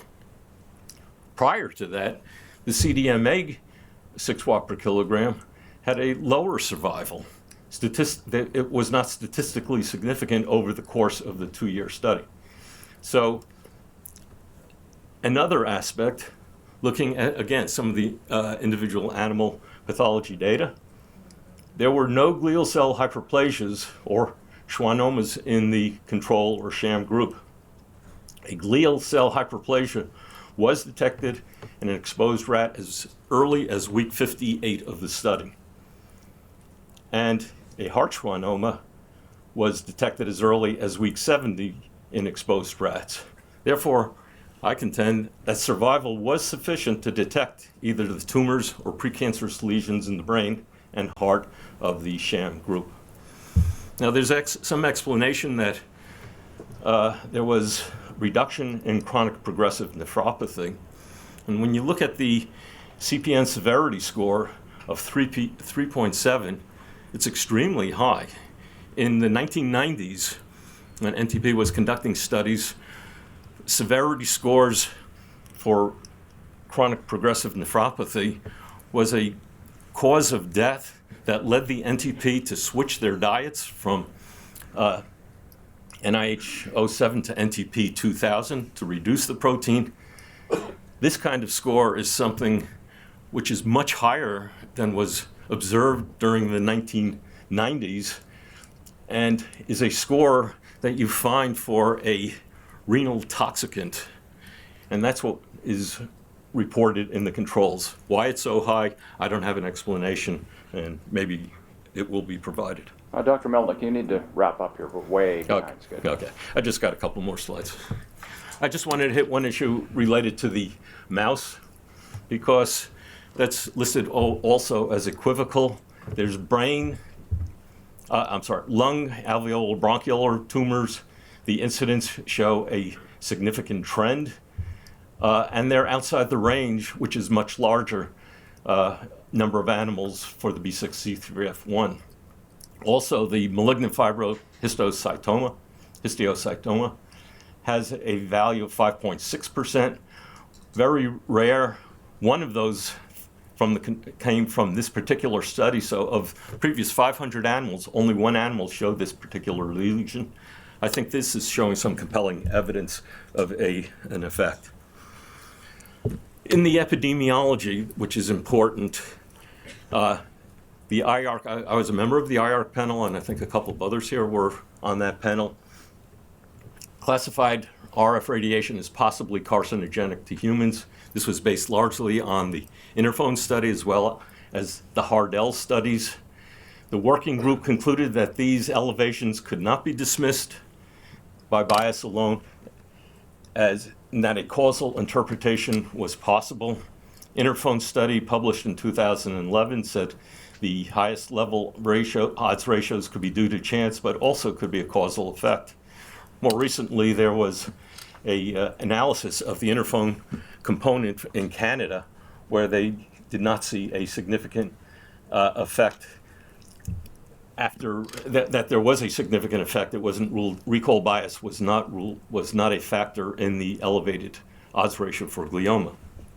So on my last slide, I think the NTP study is so critically important because it's identified target organs for both tumors and the pre-neoplastic lesions, which are the heart, the brain, which included DNA damage, and I think the prostate gland, the mouse also. There's now strong concordance between rats and humans in cell types affected, glial and Schwann cells, by RF radiation. This strengthens the animal to human association. What happens with this data, or what should happen with this data, is that the FDA would be responsible for conducting the quantitative risk assessment. How can they do this?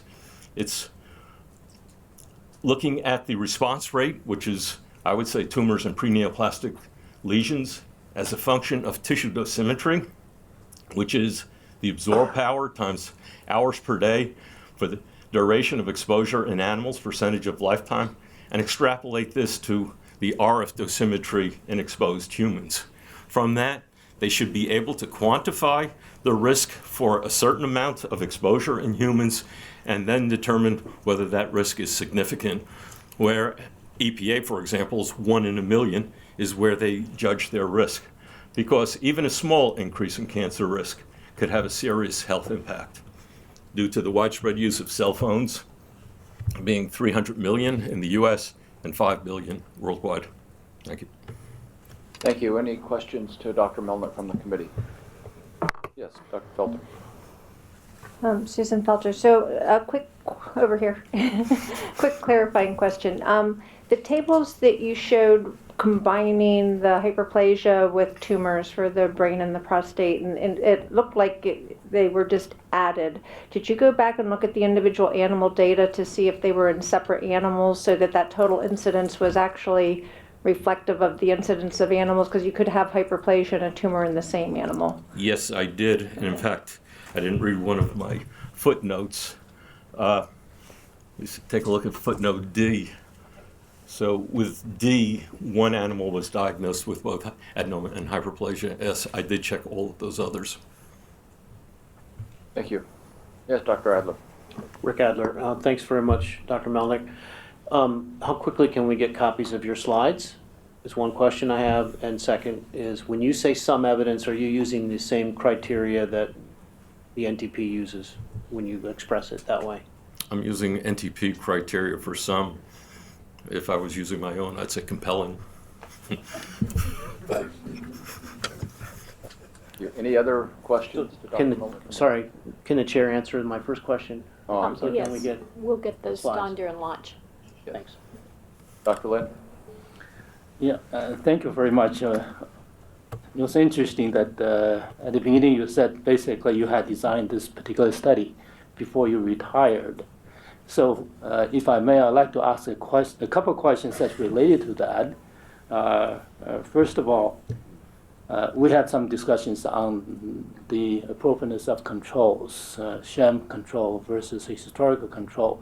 Could you shed some light as to why the decision was made at that point to use only one common control, and also knowing that the historical control is very different from the exposures, the sham controls, how the decision was made to go in that direction? Okay, well, because we were comparing exposure groups to sham, they were all in the same large room. We felt it was feasible to conduct that exposure for both either CDMA or GSM against that sham. There was a space issue related to the facility in Chicago in terms of putting additional chambers. In hindsight, maybe it would have been better to have included additional sham control groups, but at that time we thought by increasing the number of animals per group to 90 that we would have sufficient power to be able to detect small effects. But remember, even with a group size of 90, you need somewhere between 6 and 7% increase over controls to be able to see an effect as being significant. With respect to the historical control, I think this group has beat it to death, and I agree that the historical control is difficult to work with in this particular case because these animals are housed so differently. They are in EMF shielded chambers, which is so totally different than all other NTP studies. But I use the historical control to get a sense, for example, when looking at that skin lesion, to see how rare a particular event has been within the NTP historical control database. I don't use it for a quantitative comparison, but I use it to give a perception of, are we dealing with a very rare tumor, or is this a common tumor, and how much of an elevation might there have been over a common tumor. With the mouse lung, the control group was actually quite similar to the historical control group from NTP's previous studies. I understand that. Isn't it true that the exposure chamber was actually determined ahead of time before this was ever went into effect? Therefore, you already knew that this was going to be a shielded chamber that's going to be very different from what the animals, historical animals, was the experience with. So the difference that you mentioned, apparently you already knew that, but you made the decision anyways. And related to that, somewhat that is, you also mentioned that the space limitations. As I recall, the call for proposal had specified you have to have ample space. In fact, if you did not, that would not qualify you as a potential contractor for that proposal. So that does not seem to drive at this point, anyways. They had the space for 21 chambers. So what? They had the space for 21 chambers. So yes. was that enough? Was that what? the space for 21 chambers enough to conduct the experiments as required? Or as you just said now, a little while ago, said they did not have enough space. So which one is the case? The head space for 21, the design did not include 2 sham controls for male rats, for female rats, and for mice, because we felt that with the 90 animal per group, there was going to be a sufficient number of animals to make comparisons between either a CDMM or GSM exposure to a control. So the fact of the matter was the decision to use one common control had nothing to do with the space limitations. Oh, we couldn't add it afterwards, once the award had been made. I think we're going to bring this to a close. We had a lot of discussion about that yesterday, and I don't see a point in rehashing it now. We can discuss this at the end. Thank you, Dr. Melnick. We will stick to our schedule, which means we have a shortened lunch period. We will promptly resume here at 12:50. Okay? Thank you.